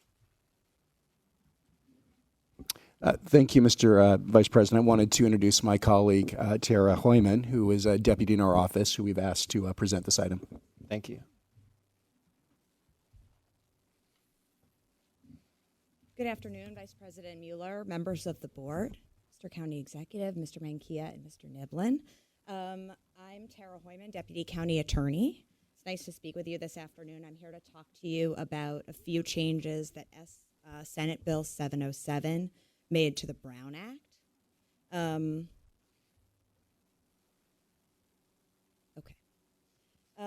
Specifically, there are two significant changes that are relevant to today's discussion. First of all, counties with populations that exceed 30,000 people are now required to offer residents an opportunity to participate in all Brown Act meetings of the board via two-way phone or internet platform. This is just one example of the bill's goal to increase public participation in board meetings. Second, by July 1st of 2026, the board must adopt a policy regarding efforts to restore remote participation after a phone or internet disruption. And we're here today to ask you specifically to approve the recommended policy that's before you. So these are the basics of the disruption policy that's presented for your adoption. Upon learning of an internet or phone service disruption that prevents remote public participation in the meeting, the board shall immediately recess open session. The Technology Services Department and/or the Department of Public Works will work to determine the origin of the service disruption. For at least 1 hour, staff are required to make good faith efforts to restore the service. And you may use that time while staff is working on the disruption to meet in closed session. Okay. If the service can't be restored within that hour, the board must reconvene an open session and make a public report on the efforts that have been made to restore the service, which may include a report from TSD or the Department of Public Works. If the service interruption continues, the board has 3 choices. First, you may adjourn the meeting. Second, you may allow more time for troubleshooting. Or third, you may resume open session and continue with the meeting upon a majority roll call vote that two things. Number one, this policy has been followed, and number two, the public interest in continuing open session outweighs the public interest in remote public access. Okay, two exceptions to note for you, two situations in which this policy does not apply. First, if you are teleconferencing during a proclaimed state of emergency or a local emergency. And second, any meeting where at least one board member is participating remotely for just cause under Senate Bill 707. In these cases, if there is a technological disruption and the public can't participate by two-way phone or audiovisual conference, then the board must take no further action on agenda items until the connection is restored. Any questions? Okay. Point, we'll go ahead and open up. We've already taken public comments, so just questions and comments from my colleagues. Any questions or comments? I'll move the item. President Corzo, I didn't get a chance to ask you, but we have a motion and a second. So if you have do you have a comment? No. All right, and with that, roll call vote. Supervisor Spear? Supervisor Mueller? Yes. Supervisor Gaucher? Yes. Supervisor Canepa? Aye. And President Corso? Yes. Motion passes unanimously. Thank you. Thank you. And we're going to go ahead and take a 5-minute break at this time.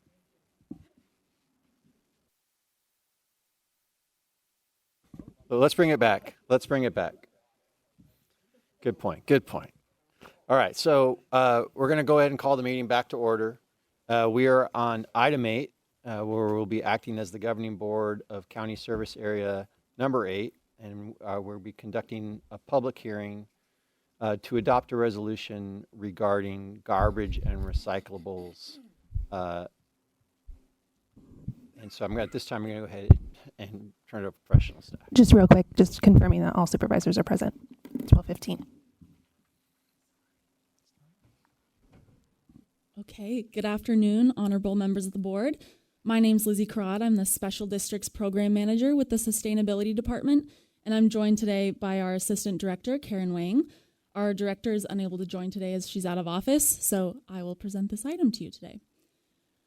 Today we're bringing forward our annual adoption of the Garbage and Recyclables Collection Service Charges Report for County Service Area number 8, which is North Fair Oaks, or CSA 8.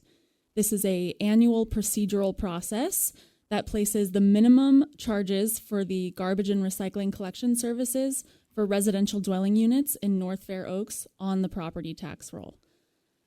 This board adopted the current garbage and recycling rates that will be placed on the tax roll in January of 2025.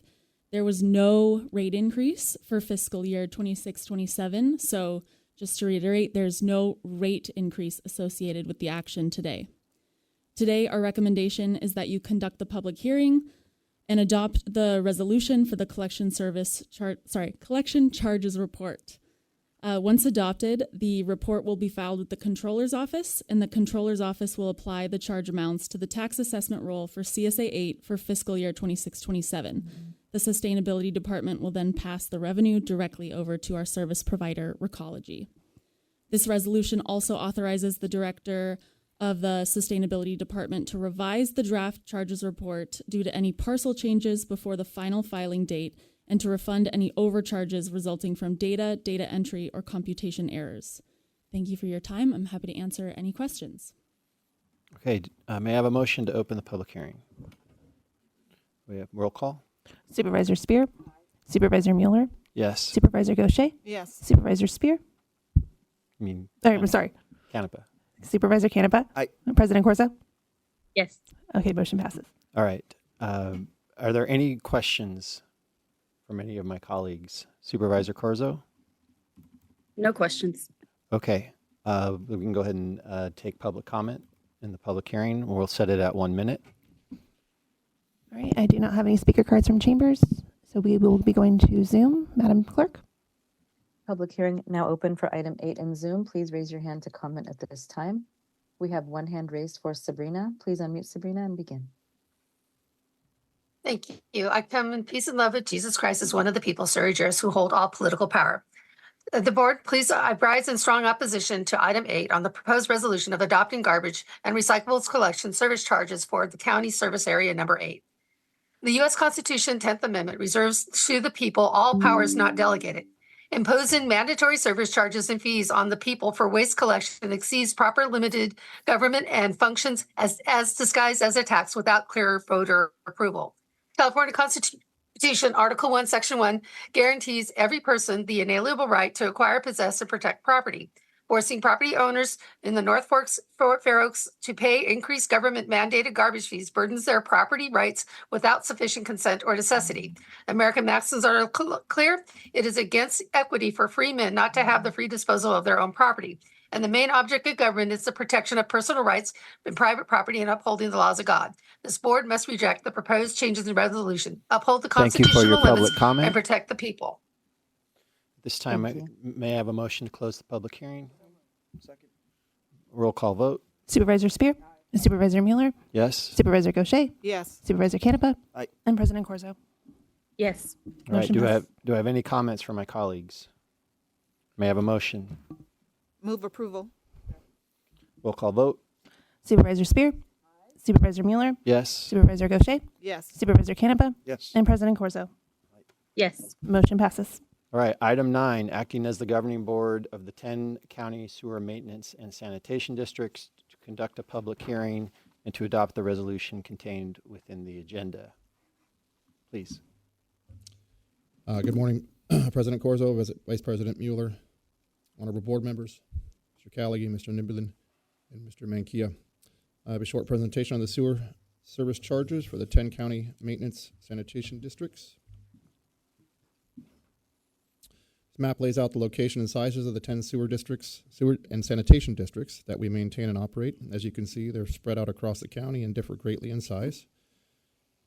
In 2023, your board approved the rates for 8 of the 10 districts for a 5-year term through fiscal year 27-28. And in 2024, you approved the rates for the remaining 2 districts for the term of 4 years, also through fiscal year 27-28.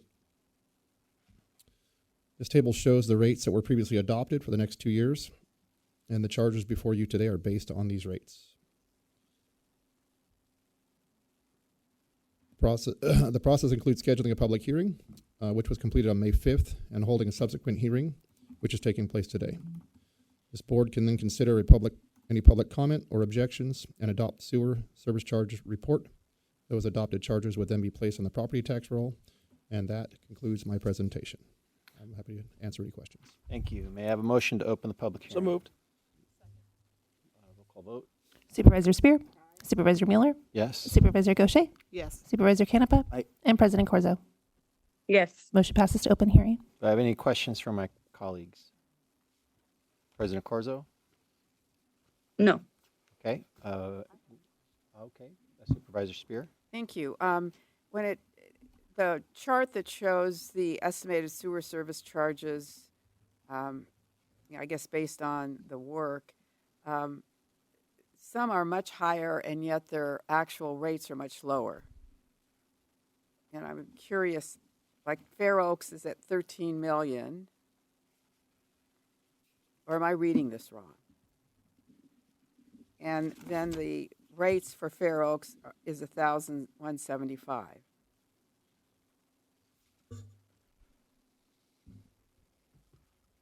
I'd have to go back to the team to, I'm not sure where you're, which So information attachment A, Mm-hmm. Fair Oaks Sewer Maintenance District, Right. it's $13 million, Okay. right? Yes. It's the highest. Okay. And yet, if you look on their base rate per residential unit, it is not the highest at all. It likely has to do with Population? yeah, and staffing time, condition of the systems. There's a lot, and capital improvements. There are a lot of things that play into the service rates for each district. So they're not all. It won't always be apples to apples based on services provided, population, and improvements. So we can project to the communities that this is being done fairly for all. Absolutely. Okay. Yes. Thank you. Okay. With that, we can go ahead and take public comment. Okay, I have no speaker cards from chambers, so we'll be going to Zoom. Madam Clerk? Thank you. We'll now take public comment for item 9, and we'll go to Sabrina. Please unmute and begin. I come in the peace and love of Jesus Christ as one of the people, surgers who hold all political power. I respectfully oppose agenda item number 9, the imposition of sewer charges for the 10 county sewer maintenance and sanitation districts for fiscal year 2026 and 2027. The U.S. Constitution 10th Amendment reserves the powers not delegated for federal government to the states or for to the people, limiting government to essential municipal functions without unnecessary fees and expansion of fees.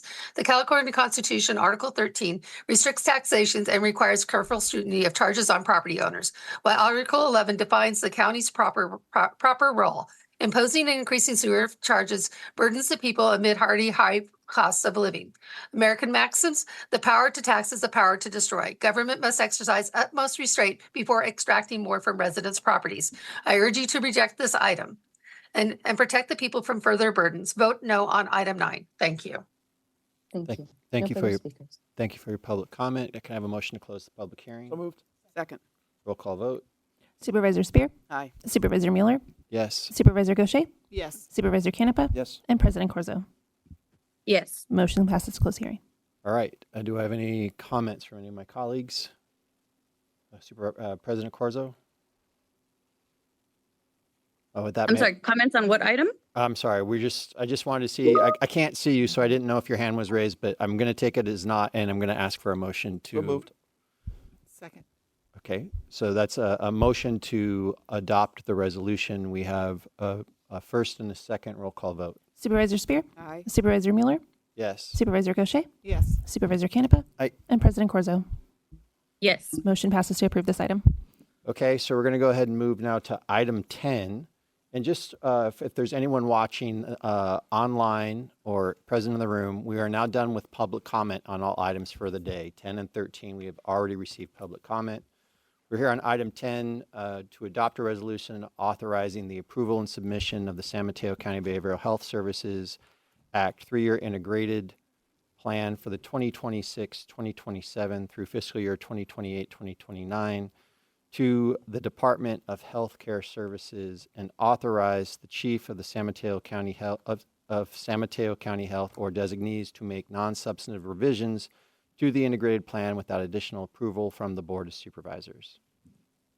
Good afternoon, President Corzo and honorable supervisors, county execs, and colleagues. I'm Jay Africa. I'm the Director of Behavioral Health and Recovery Services.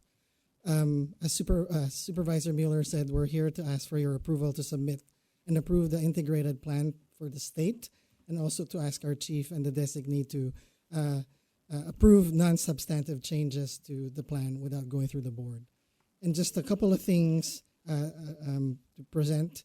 Here's what I'm going to present in a little bit, just an overview of the shift that is happening for Prop 1, some discussion about Horizon Recovery Center, and then why your approval is necessary. Again, if you remember, in March 2024, Proposition 1 was passed, and it really shifted the focus of Mental Health Services Act to Behavioral Health Services Act. Specifically, it focused on resources to the most severely ill, individuals experiencing homelessness, and vulnerable youth populations. It expanded funding to include treatment for substance use disorders, in addition to severe mental illness only. And then it also aimed to move a big portion of the funding to housing and housing interventions, specifically to house chronically unhoused individuals. This transition really is a shift from a segmented mental health only focused planning to a comprehensive integrated behavioral health strategies. Now, the integrated plan is really much broader than the previous community plan that was submitted under MHSA, because it serves as a global strategic spending plan for behavioral health. And this is the big difference. It outlines how the county will allocate all available resources, including BHSA, Medi-Cal, federal grants, realignment, and local investments, compared to only MHSA dollars. The plan still has to go through a 30-day public comment, which we did in February and in March. And then each county is required under the Welfare Institutions Code to have the Board of Supervisors approve it before it's submitted to the state. what the plan includes, just high level, all the populations we're serving, all the infrastructure that it's needed to serve the population, all the funding allocations, our plan to address statewide goals, and then specifically detailed descriptions of how our programs are being funded by what component, and then again, an integrated fiscal or budget plan. I want to just emphasize our local approach in this 3-year integrated plan.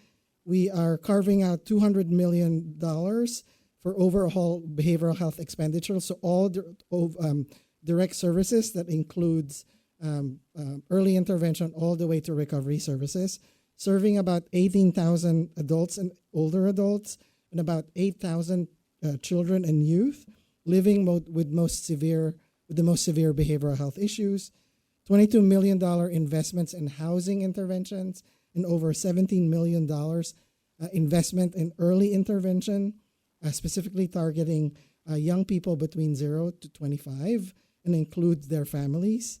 And then rental assistance for about 400 individuals this first year through full service partnerships, providing supports for people on Canyon Vista, and project-based housing, really in great partnership with the Department of Housing.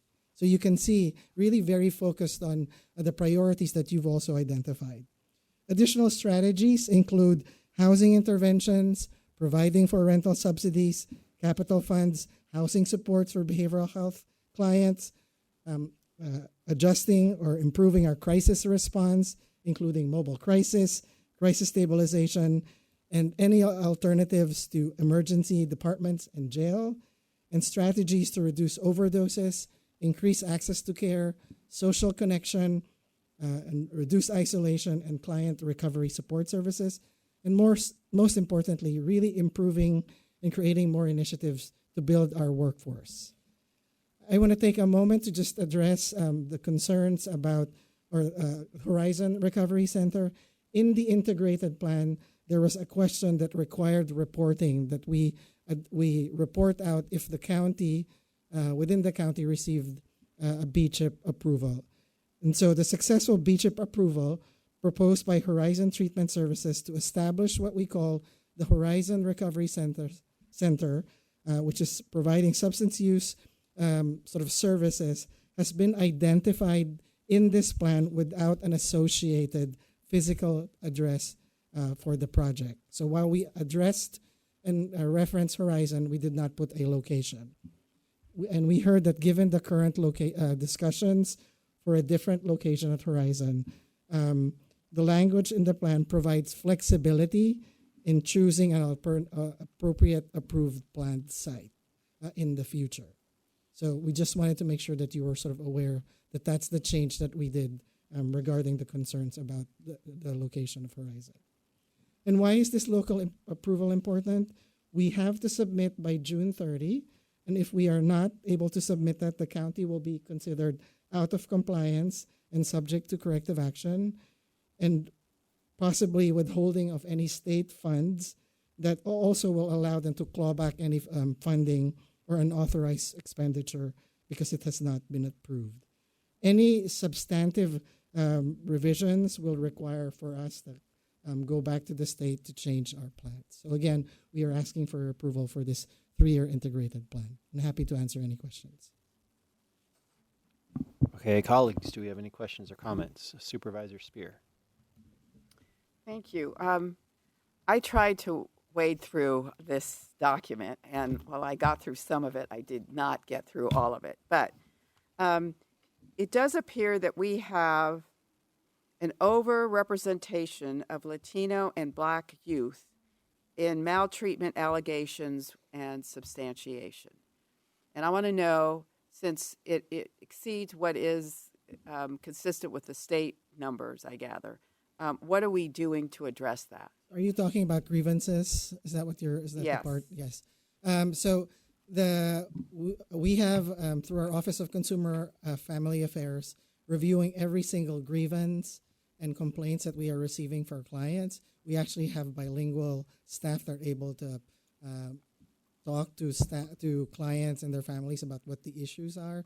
Many of those grievances have actually to do with quality of care, meaning medication. So we know that I'm not obviously a medical doctor, but I know that sometimes it takes a while for the medication to sort of fit with the clients, and so sometimes it takes a few trials and how it sort of fits. And so one of the issues is having our psychiatrists really review some of those prescription medications that our clients are asking about. You know, I'm not finding the page again, but Okay. this is where there is substantiation of Latino and Black youth in maltreatment allegations.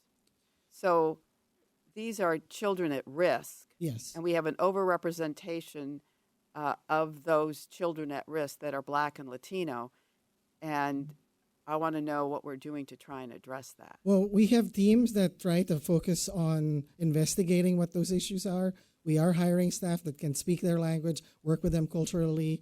We are working with our investigation, or again, our Office of Consumer and Family Affairs that's investigating that and really trying to look at their treatment plan and ensuring that we provide what the best care is. So we have a team that addresses all those needs and investigates that. I guess then what I would personally like to know is subsequently if you could just provide me with a report of how many of these allegations there are, what the status of them is, and how it is that our numbers exceed what other counties have, I guess, per population. I'm just having a difficult time finding it in here right now. And if I can get that, I can specifically talk more about that specific issue because, again, it's just sort of very broad. It's 314 pages.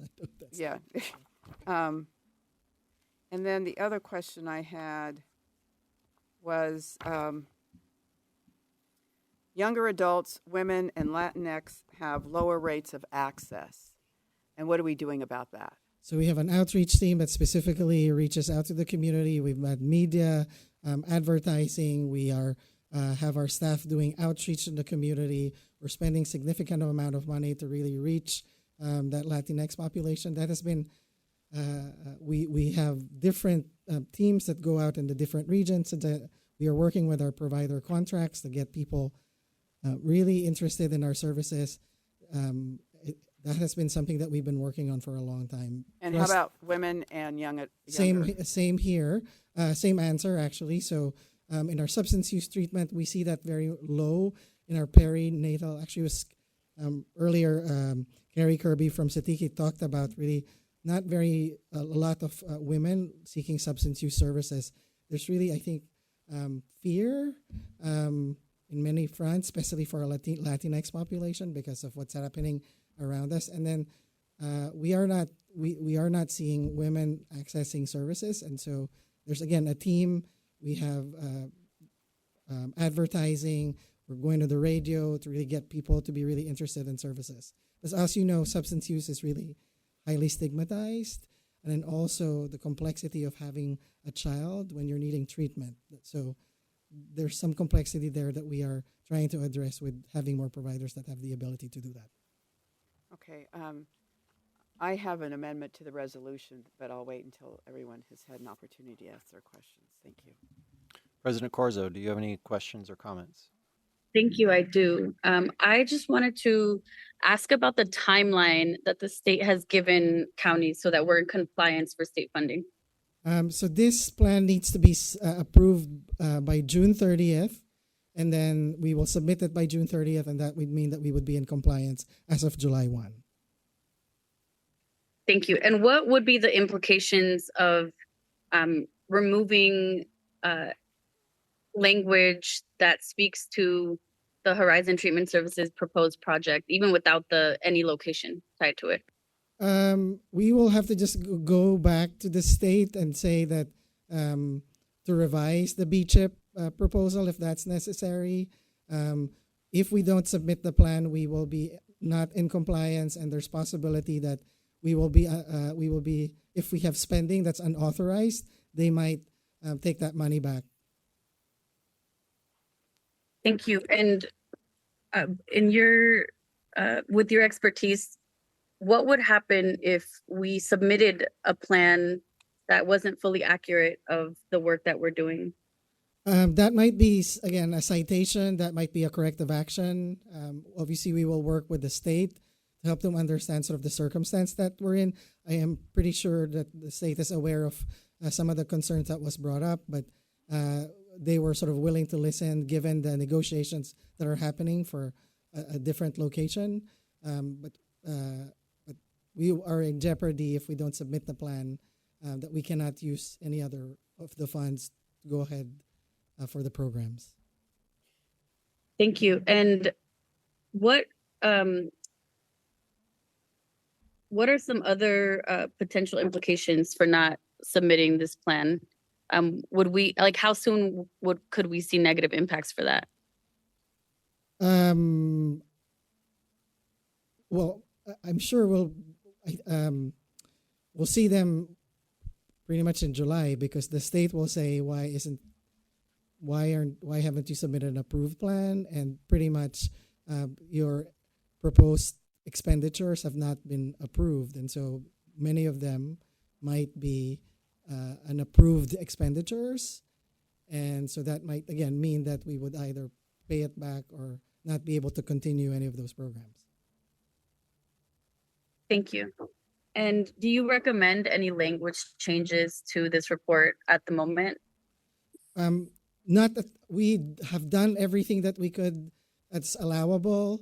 Again, we took out the location for Horizon because, again, of the current negotiation that is happening. Again, if that falls through, we will have to go back to the state, because the plan did ask, did the county receive any approved B-chip application? And so we will have to, we could not say that we didn't, because we did. Thank you. Those are my questions for now. Supervisor Gaucher. Through the chair. Jay, thank you again, and thank you for meeting with me to go through this information. It is my understanding that this proposal includes early intervention for focus on youth mental health. How will the early intervention RFP improve access to care for youth? When we put out an RFP, we ensure that are aware of all the community needs. We look at geographic access. We look at language access. We look at communities that don't have access, and so we, in RFP, can say, what are you doing to address these disparities that we were seeing in the communities? And so when our potential applicants respond, they try to address that in a way that really meets the needs of our community. So that's how we would know. And when there's a panel that reviews it, we see, are they meeting the needs geographically, language, different communities? So that's how we would see it. Ages. And one other question is just on what are the expected housing outcomes from the new funding requirements? What do you expect? Again, as I said, one of the clear outcomes there is many that we would be able to provide in partnership with, for example, Health Plan of San Mateo, transitional rent subsidies for people that are needing sort of some initial support to get them to permanent supportive housing. So in the presentation I just said, we would be able to support, at least for the first year, 400 people who need support related to their housing needs. So that's an example. Again, one of the things that shifted under Prop 1 is really focused on housing the chronically unhoused, specifically those who have behavioral health issues. And again, I just want to say thank you for all that you're doing. We know that this is not what we expected under Prop 1. This is what was not promised to counties, but you continue to make the work happen, and so we just appreciate everything that you do. Okay, Supervisor Canova? No? All right, with that, I'm going to go ahead now and move to comments. Supervisor Spear.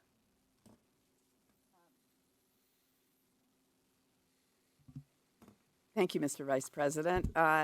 There is language in the memo which I would like to have included in the resolution, and it would be as following. Whereas approval by this board of the county's BHSA 3-year integrated plan shall not foreclose the county's submission to the state of any revisions to the plan necessitated, for example, by the county's change in funding commitments described in the plan. Okay.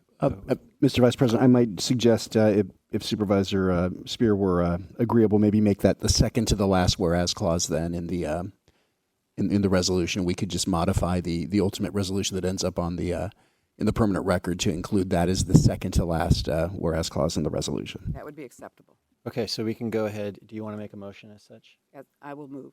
All right, so I'll move the item with the resolution with the attached amendment. Do I have a second? All right, is there any debate on that issue? President Corzo, do you have any debate? No debate on that issue, but I did have some comments I wanted to share just about the plan in general before we take a vote. Certainly. Thank you.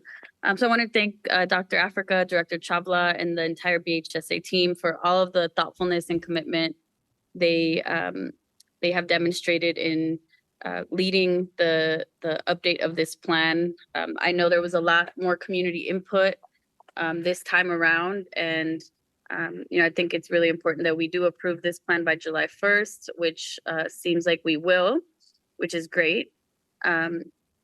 I think we heard from several leaders in behavioral health service contractors with the county about the importance of this plan, the many, many programs and treatment options that it provides to residents all throughout our county. And I think, we do value those programs and services, and many of them will be even more important as we see folks being impacted by cuts in other areas through no fault of their own. So I'm excited that we will be moving forward with this, and just grateful for the work and for everyone doing this day-to-day work with our residents. Thank you. Thank you. And with that, roll call vote. Supervisor Spear? Aye. Supervisor Mueller? Yes. Supervisor Gaucher? Yes. Supervisor Canepa? Aye. And President Corzo? Yes. Motion passes with the resolution to be amended. All right, we're going to go ahead now and take item 13. Just one second, Mike.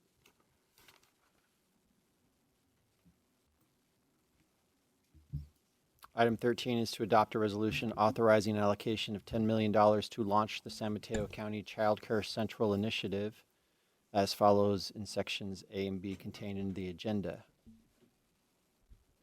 I'm going to introduce. And Supervisor Spiel will introduce the item. Thank you, Mr. Vice President. This is a very exciting day for all of us. Lack of affordable, accessible childcare is hurting San Mateo County in ways we can no longer ignore. Working families are being crushed by the costs that can easily exceed $30,000 a year per child. Providers are struggling to connect with families due to fragmented, inefficient systems. And businesses are losing their workforce as the cost of care begins to outweigh the value of wages. Last August, I presented to the board a report that was commissioned by my foundation that revealed an uncomfortable truth. We are in the midst of a workforce crisis that starts in the crib. The broken system costs our county an estimated $775 million in lost productivity every single year. Childcare is a public need that has been treated like a private luxury for far too long. While we have delayed, our neighbors have not. San Francisco, Alameda, Sonoma, and other Bay Area counties have moved decisively to allocate sustainable, dedicated funding sources for childcare and building the infrastructure to support working families. San Mateo County has fallen behind, and our families deserve better. Today, we begin to catch up. The resolution before us proposes that the county invest $10 million towards San Mateo County Child Care Central Initiative.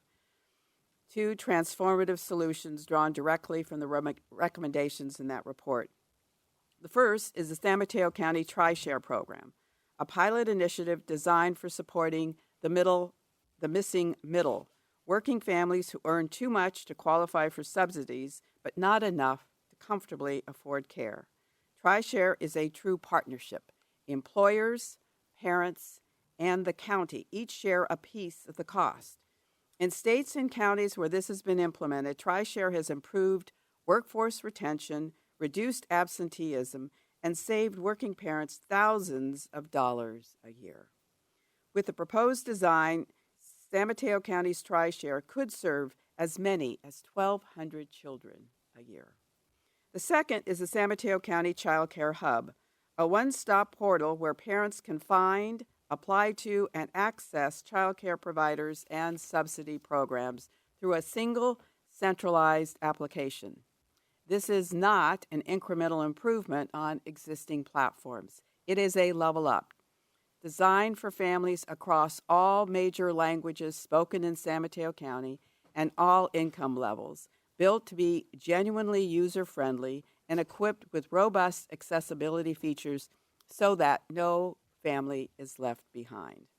We could not have done this without the staff from the CEO's office, Linda Wolin, Rocio Kursukin, who I still can't pronounce that right, my staff, Ilham Hussein, Katrina Will, and the staff members from Supervisor Gaucher's office, joined by Sarah Kinningham and Jennifer Mayman, all doing really outstanding work. Over the past 7 months, staff conducted a rigorous multi-stage evaluation process. Supervisor Gaucher and I held 4 town halls across the county to hear from parents and providers.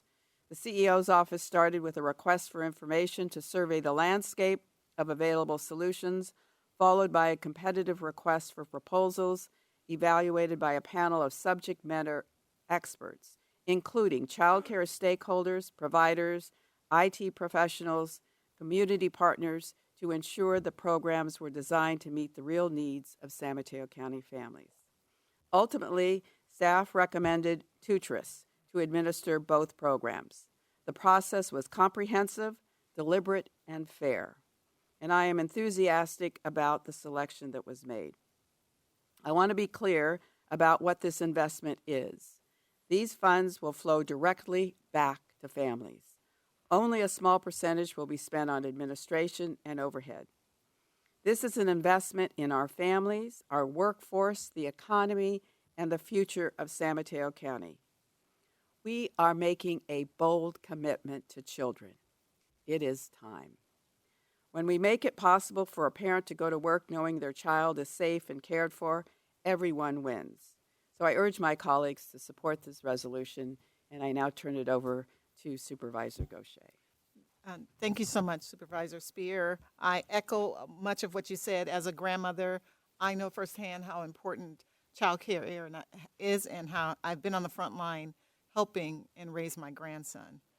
This measure and what we're doing today removes the barrier to participation for many families in participating in an innovation economy. This investment supports families and children as well as also local economy. When parents have reliable child care, they're better able to participate in the workforce and pursue educational opportunities. Child care is an essential infrastructure for our communities. Investing in child care is an investment in children, working families, employers, and our future workforce.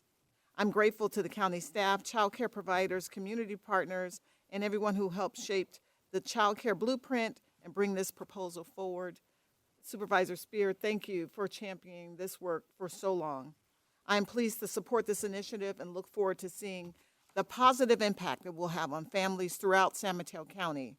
When child care works, families work. This investment helps ensure that more families in San Mateo County can access the care they need to thrive. Thank you. Thank you. All right, and we've already taken public comment on this issue, so we can go ahead now and bring it up to questions and comments. Does any of my colleagues have any questions? Oh, I'm sorry. Thank you so much, Vice President, and thank you so much, Supervisor Spear and Supervisor Gaucher, for your remarks and for allowing us to be part of this initiative. It is just, we're just completely honored. We do have a PowerPoint presentation, although much of what we're covering was said very beautifully by both of the supervisors. So I'll turn it back to you to let us know if you would like us to move forward.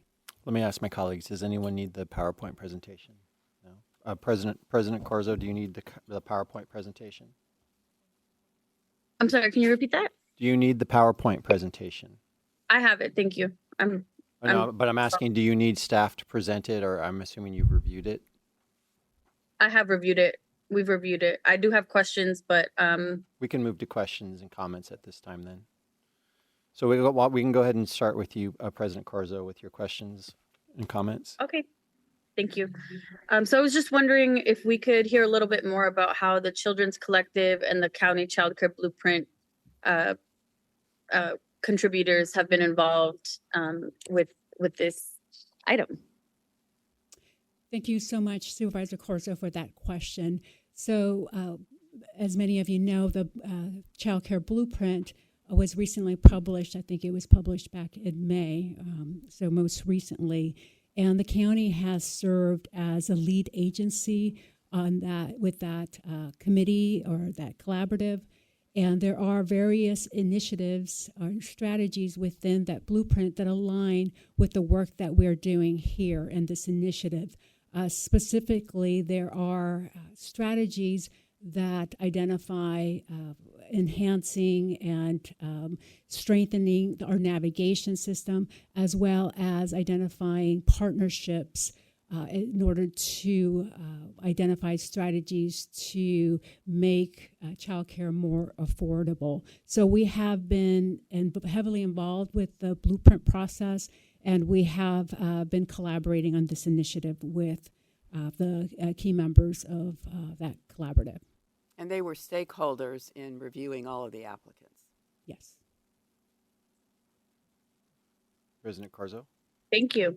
Can you please talk about, and actually, I'm sorry, I'm not in the room, so I'm not reading all the context here. So Rocio was going to share a presentation. I was looking forward to, I know Linda has another presentation, I believe, that may answer many of my questions. So I do think we should hear that one. I didn't realize they were the same one, so. Okay. Yes, would you like us to go Sure. through the presentation? Okay, yeah, now. Okay, thank you. With And that, one of the supervisors has requested the presentation, so. Thank you. And I realized I didn't introduce myself. Rocio Kirkson, Deputy County Executive, and I'm joined by my colleague Linda Wolin, Executive Policy and Program Manager. We're excited to be here this afternoon to share information on this important initiative that aims to strengthen the childcare environment and support San Mateo County families, the workforce, and local economy. Today, we are requesting your board's approval to allocate $10 million to launch the San Mateo County Childcare Central Initiative that includes two parts. The first is deploying a San Mateo County Childcare Hub, which is a public-facing childcare navigation platform for families and providers. And the second initiative is launching a San Mateo County Tri-Share Pilot, a program to make childcare more affordable by sharing costs between the county, employer, and qualifying employee. And lastly, we are requesting that your board approve the CEO finalizing the agreement with Tutras for the technology and administration of these programs. This recommendation is intended to improve the accessibility and affordability of childcare and builds on years of county leadership. As this slide shows, the county has invested in early learning programs, workforce development, provider support, facility improvements, and community engagement, including town hall meetings moderated by Supervisors Spear and Gaucher, as was mentioned. In addition, this action recommended today aligns with the recently released Child Care Blueprint, which specifically identifies the county as a lead implementation agency. We recognize that families need support in both finding childcare and paying for it. We know that childcare costs continue to rise, and it's impacting not only low-income families, but all families. In addition, as noted in a recent needs assessment conducted by the Child Care Partnership Council, childcare strategy shortages remain significant across the county. Even when care is available, families often struggle to identify options that meet their needs and are affordable. These challenges have a significant impact on families, providers, and workforce participation. I'll now hand it over to Linda to provide more details.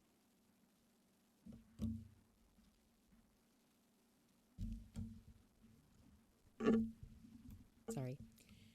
Good afternoon, honorable supervisors. Good afternoon, honorable supervisors, and thank you to the CEO for allowing me to be part of this process. Next slide, please. Oh, am I doing that? Sorry. Oops. The first part of the initiative seeks to address the challenge faced by many parents, finding childcare that truly meets their family's unique needs. With that in mind, as was mentioned, the county set out to identify a technology solution to establish a one-stop shop for childcare navigation based on a comprehensive countywide database of available options. As Supervisor Spear mentioned, I think actually, one slide back, I'm sorry. As Supervisor Spear mentioned, we did have a robust RFP process that involved multiple layers of review with representatives from many stakeholders. In general, the review panels prioritized submissions that were easily accessible for a diverse group of users, including families and providers of varying levels of literacy, language, and technology proficiency. I know we did receive some public comment, both in writing and verbally this morning, regarding Chinese language, and that certainly is a priority and was recognized by our review panels in reviewing the proposals. Submissions were also prioritized that presented an interface with an engaging look and feel, had relevant experience in California as well as in community outreach and engagement, and certainly offered robust customer service and training. The panels also evaluated a platform's potential to include additional functionalities such as TriShare. Of course, cost was also a factor. Next slide, please. Subsequent to the multiple layers of review, Tutris, a San Diego-based company with significant national experience, was selected to provide the technology backbone for the hub. Through this hub, families will have a single location to identify childcare options and available supports. Providers will benefit from enhanced visibility and reduce vacancies, and the county and our partners will improve coordination and reporting capabilities. Of note, our county hub will include an eligibility calculator that will allow families to research available subsidies without requiring them to submit identifying information, personal identifying information. This is particularly important for many individuals in our community who have concerns regarding entering personal data into an online system. So this is a very important feature we wanted to include. Next slide, please. The second part of the proposed initiative, as Supervisor Spear mentioned, is the San Mateo County TriShare pilot, which seeks to address another challenge. Many working families do not qualify for existing subsidies due to household income that exceeds state eligibility, but these families still struggle with childcare costs. The TriShare model, which has been launched successfully in several states and localities throughout the country, provides a mechanism to split childcare costs, as was explained, between the county, the employer, and a family. The hub platform, as mentioned, but supported with this proposed agreement with Tutris, will provide the infrastructure needed to administer payments and participation in TriShare. And Tutris will also support employer recruitment efforts on behalf of the county. Using a single platform to run the navigation system and TriShare offers significant operational efficiencies. Next slide, please. Although program details will be refined prior to implementation, preliminary pilot design elements are summarized on this slide. Under the proposed scenario, TriShare participation would be limited to San Mateo County residents with children under 4 and would honor family choice of their child care provider. Costs would be divided via a formula of 12.5% each for the county and the employer, while the family would cover 75%. This would allow us to serve an estimated 1,200 children and helping close some 25% of the unmet demand. In order to maintain the focus on gap families or missing middle, as Supervisor Spear mentioned, it is proposed that the county subsidy would start at an annual household income greater than 85% of the state median income, around $108,000 per year, which is the current cutoff for state child care subsidies, up through 120% of the area median income, around $223,000 a year, which is the current cutoff for federally defined moderate income for San Mateo County. However, eligibility would also include low-income families who may be eligible for state subsidies but are unlikely to receive them. County employees would also be eligible through the county's role as an employer. Next slide and back to Rocio. Thank you so much, Linda. With your board's approval of this initiative, we will take a two-phased approach. For phase one, we will begin with the Child Care Hub, specifically working to finalize the agreement with Tutris and establishing an implementation team. We will also involve community stakeholders throughout the process, including for user testing. We anticipate the Child Care Hub will go live this fall. For phase two, we will focus on designing the TriShare program, recruiting local employers, and working with the Human Resources Department to develop a program for county employees. We anticipate launching the pilot in early 2027.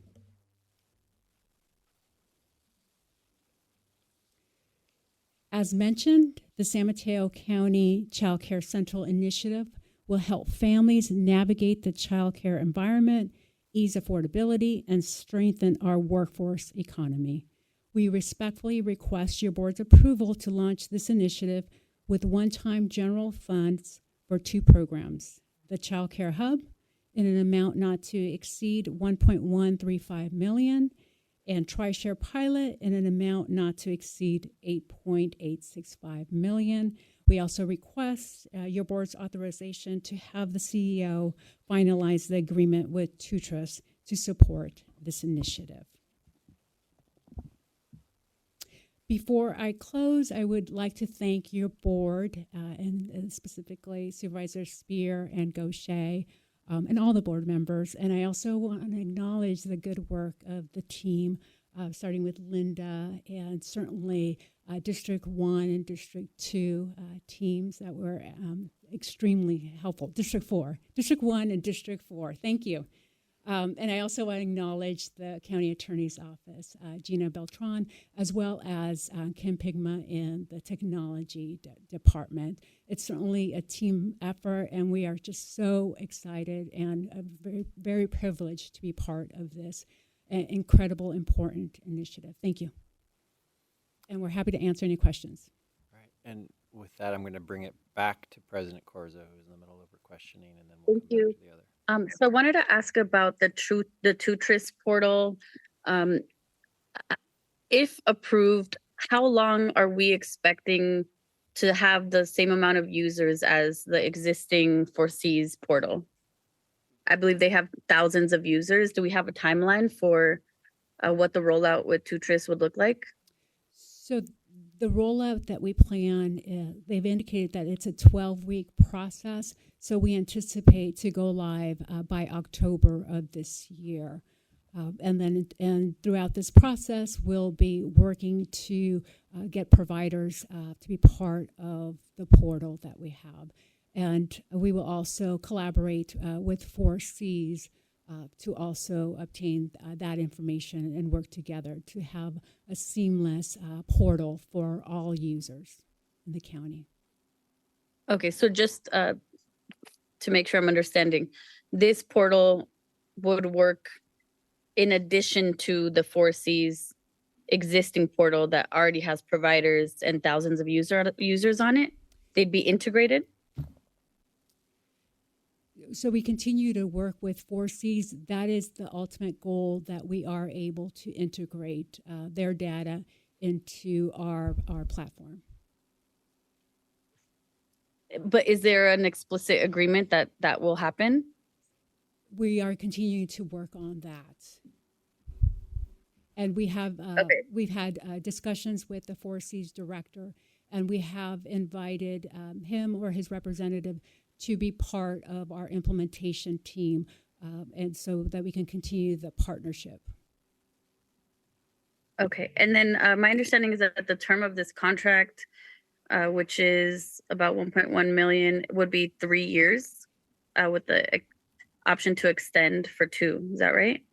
Thank you so much, Supervisor Corzo. Yes, that is correct. It's a 3-year agreement with a 2 options to extend for additional 2 years, and that 1.1 million covers those 5 years if we exercise those options. Okay. And then how does the total cost of the Tutris contract compare to the cost of leveraging the existing 4Cs portal, which is already funded by the state? Let me just point out that the 4Cs portal is for subsidized childcare. This is countywide in nature and will be offered to everybody in the county. And there are elements of this portal that are going to be, I believe, superior to what 4Cs has in terms of the languages that will be covered. Some of the comments that we received today suggest that Chinese, for instance, is not something that is covered by 4Cs. And there's a significant number of Chinese family daycare home providers. So we will continue to work with 4Cs. We met with them yesterday. We met with David, who I believe is still in the audience. And we look forward to we're all in this together. And it's very important that we work together for a resolution that will be really a big step forward for San Mateo County families. Yeah, understood. I'm just wondering about the specific difference in like I think because of we're waiting for today or tomorrow to hear about what will happen with our in lieu VLF. This is $10 million. It's a big investment. So just wanting to make sure that we are, making wise decisions in the face of our fiscal uncertainty. I'll move on to another question. So for the TriShare program, can we talk about how we came to the decision with the income bands? Thank you, Supervisor and President Corzo, for the question. It's a little bit arbitrary, but educated arbitrary, which is that we cut off the lower end of the proposed band for TriShare at the point when state subsidies cut off. And we had to pick some upper band, so we selected, as I said, the 120% of area median income as one that is used by the housing department for other reasons, but it was just a way of defining the band. It is a policy decision of the board to decide which population you'd like to target with TriShare, and we're certainly open to any input the board would like to provide us in designing the program on a go forward. This was it's kind of a throw spaghetti at the wall proposal for your consideration. Thank you. And then, this is over $8 million of investment from the county. And to my understanding, we don't yet have any companies that have committed to partnering yet. Is that right? We haven't passed this yet, so it's very difficult to go out into the business community and say, would you partner with me? I have had preliminary conversations with one employer who seemed interested, but this was some months ago. And what we have seen around the country is that many employers, particularly employers with large numbers of women employees, find this to be very attractive in terms of being able to retain employees and reduce absenteeism. It's been very popular, frankly, in red states, and they have embraced this readily. Thank you. But so how are we going to ensure that we are offering this in a way that's equitable in the entire county? I think that's just a general question I have.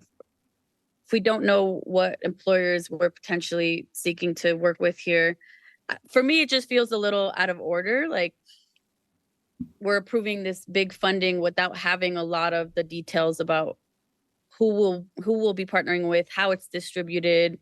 I think we have income brackets, but even that, I think leaves out some folks. Are there like some companies that we've started conversations with? Thank you.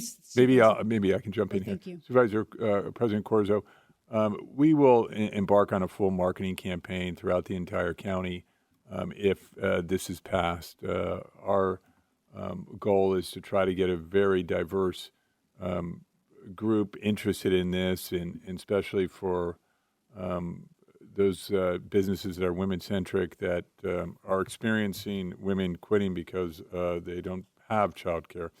But we've got at least some great ideas where to start and where to go to and who to talk to once if this is in fact passed. So we haven't done that, and to the extent, to your point, I guess, is that if we weren't able to find those companies, then we wouldn't be expending these resources. So it will be dependent on us bringing these companies on board, and we'll start that very aggressive marketing campaign once this is passed.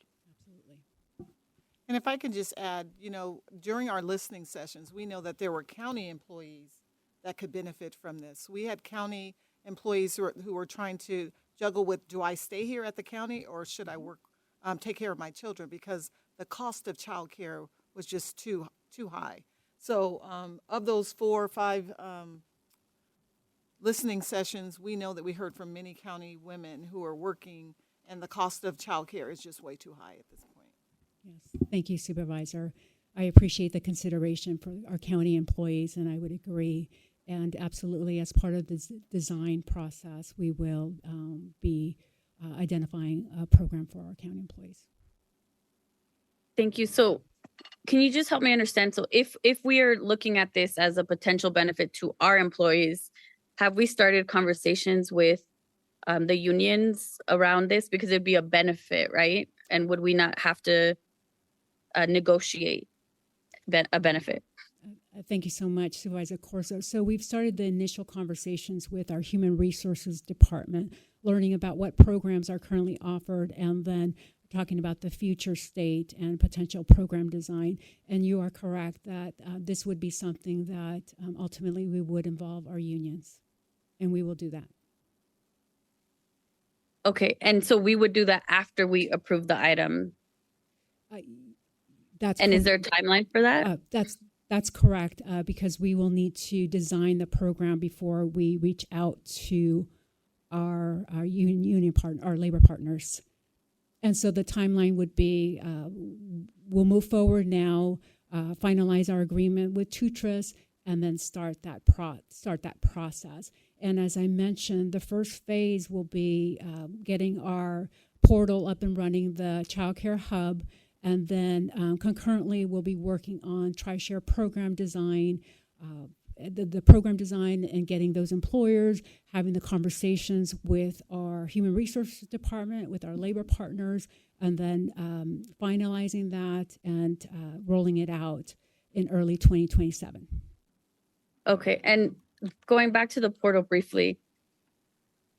So I actually, have a child, he's 15 now, but used the 4Cs portal several years ago. And I reviewed it prior to this meeting again, just to make sure that I, had a fresh memory of what it offers. And I do think that it is a hub for folks applying for subsidized care, but there's also a really comprehensive list that's available to anyone, regardless of income, for existing childcare centers and existing childcare spots open there. So I'm a little concerned that we're doing this prematurely. And so my question is, would having a program be fully designed, like if we were to defer this, would that delay some of the rollout, or would it not make a difference? It would delay because we would need that agreement with Tutras to move forward. Okay. But we haven't shared any companies that we are in talks with who would even use this. And it would be a 12.5% investment from any company, right? As the program is currently designed, the preliminary one, that's correct. Okay. Well, those are my questions. I'll just end briefly by saying that I do feel uncomfortable, moving forward on an item that I feel like has a lot of unknowns still for it, and at a time when we may be facing real fiscal uncertainty within our county. So I just want to make sure that we are considering that. I think any investment in childcare is an important and necessary one, but they should be the right investments with everything properly vetted and solid commitments from companies to actually, I think all of us want to help roll this out. If we don't have the program designed yet, that's more difficult to do because, we're just like, how do I go to a company and say, hey, this is how you, without having the design complete? So, I will be supporting this, but I'm not very comfortable with so many unknowns still. Thank you, Supervisor Corzo, for that. And we're happy to continue to provide your board with information as we move forward and once we finalize the program design. Okay. With that, just my comment is this is a budgetary allocation for the program, and if things change with respect to VLF, we'll know very quickly in the next couple of weeks, and we can go ahead and make decisions about this budgetary allocation like we do all of the budgetary allocations that we're going to be revisiting. But I think that this is a incredibly innovative approach, especially given where we are in the current public sentiment surrounding tax increments. So I think this, I see my colleagues trying to address this need by bringing in the private sector into it. And I actually look at it as a strength of the program that the $8 million isn't going to be spent unless the public sector participates with us, in which case we're going to have to go back to the drawing board. But I think this is innovative and addresses a need which we have heard from continuously from our community, and we certainly heard through the listening sessions that my colleagues put on for resounding from the community. So that being said, I don't think there's any other comments from the board, so I take a motion. Second. Roll call vote. Supervisor Spear? Aye. Supervisor Mueller? Yes. Supervisor Gaucher? Yes. Supervisor Canepa? Aye. And President Corzo? Yes. Motion passes unanimously. All right, and at this time, we are done with our open session items. We're going to go ahead and move on to closed session. Yes, and Mr. Vice President, I note that there may be a need to report out of closed session. Thank you. All right, the time is 1:21 p.m. The board is recessing to closed session with a possible report out.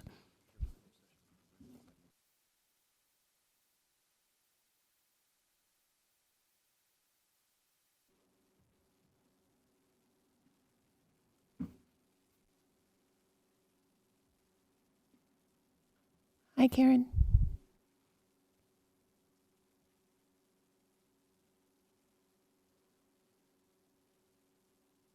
Hi, I'm so sorry. I was wondering if you could help me with the channel situation, please. Okay, got it.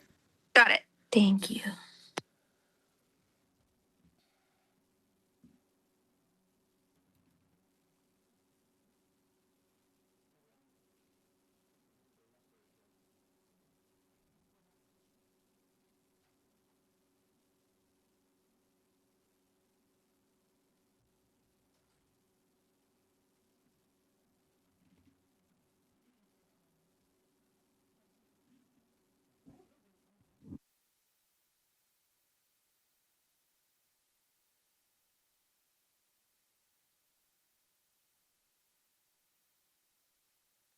I'm here if we want to report out. Oh, I'm sorry. We need actually technically we need a quorum within the we need a quorum within the chambers technically. Oh no. Sorry about that. We're just waiting on a quorum for inside the room. No worries. Thank you.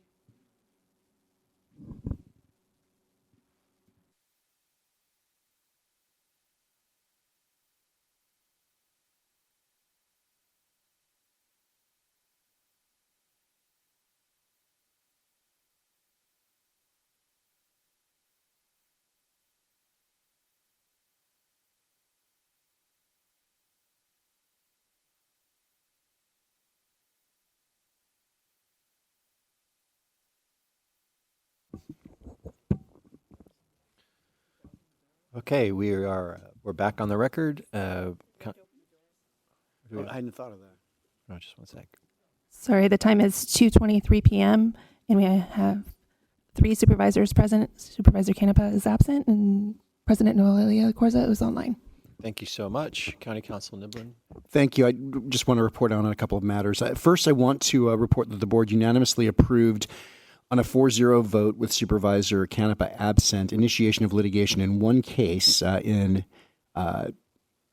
San Mateo County Superior Court, and the other particulars of this case shall, once formally commenced, be disclosed to any person upon inquiry. Second, I want to report that the board has, on a vote of 4 in favor and 0 against, with Supervisor Canepa absent, directed the county attorney to join as an amicus curiae on behalf of the County of San Mateo in one case, the particulars of which shall be disclosed to any person upon inquiry once the case is formally commenced. And that is the report out. Thank you so much. And with that, our meeting is concluded. All right, the time is 2:24 p.m. and the meeting is adjourned. Thank you.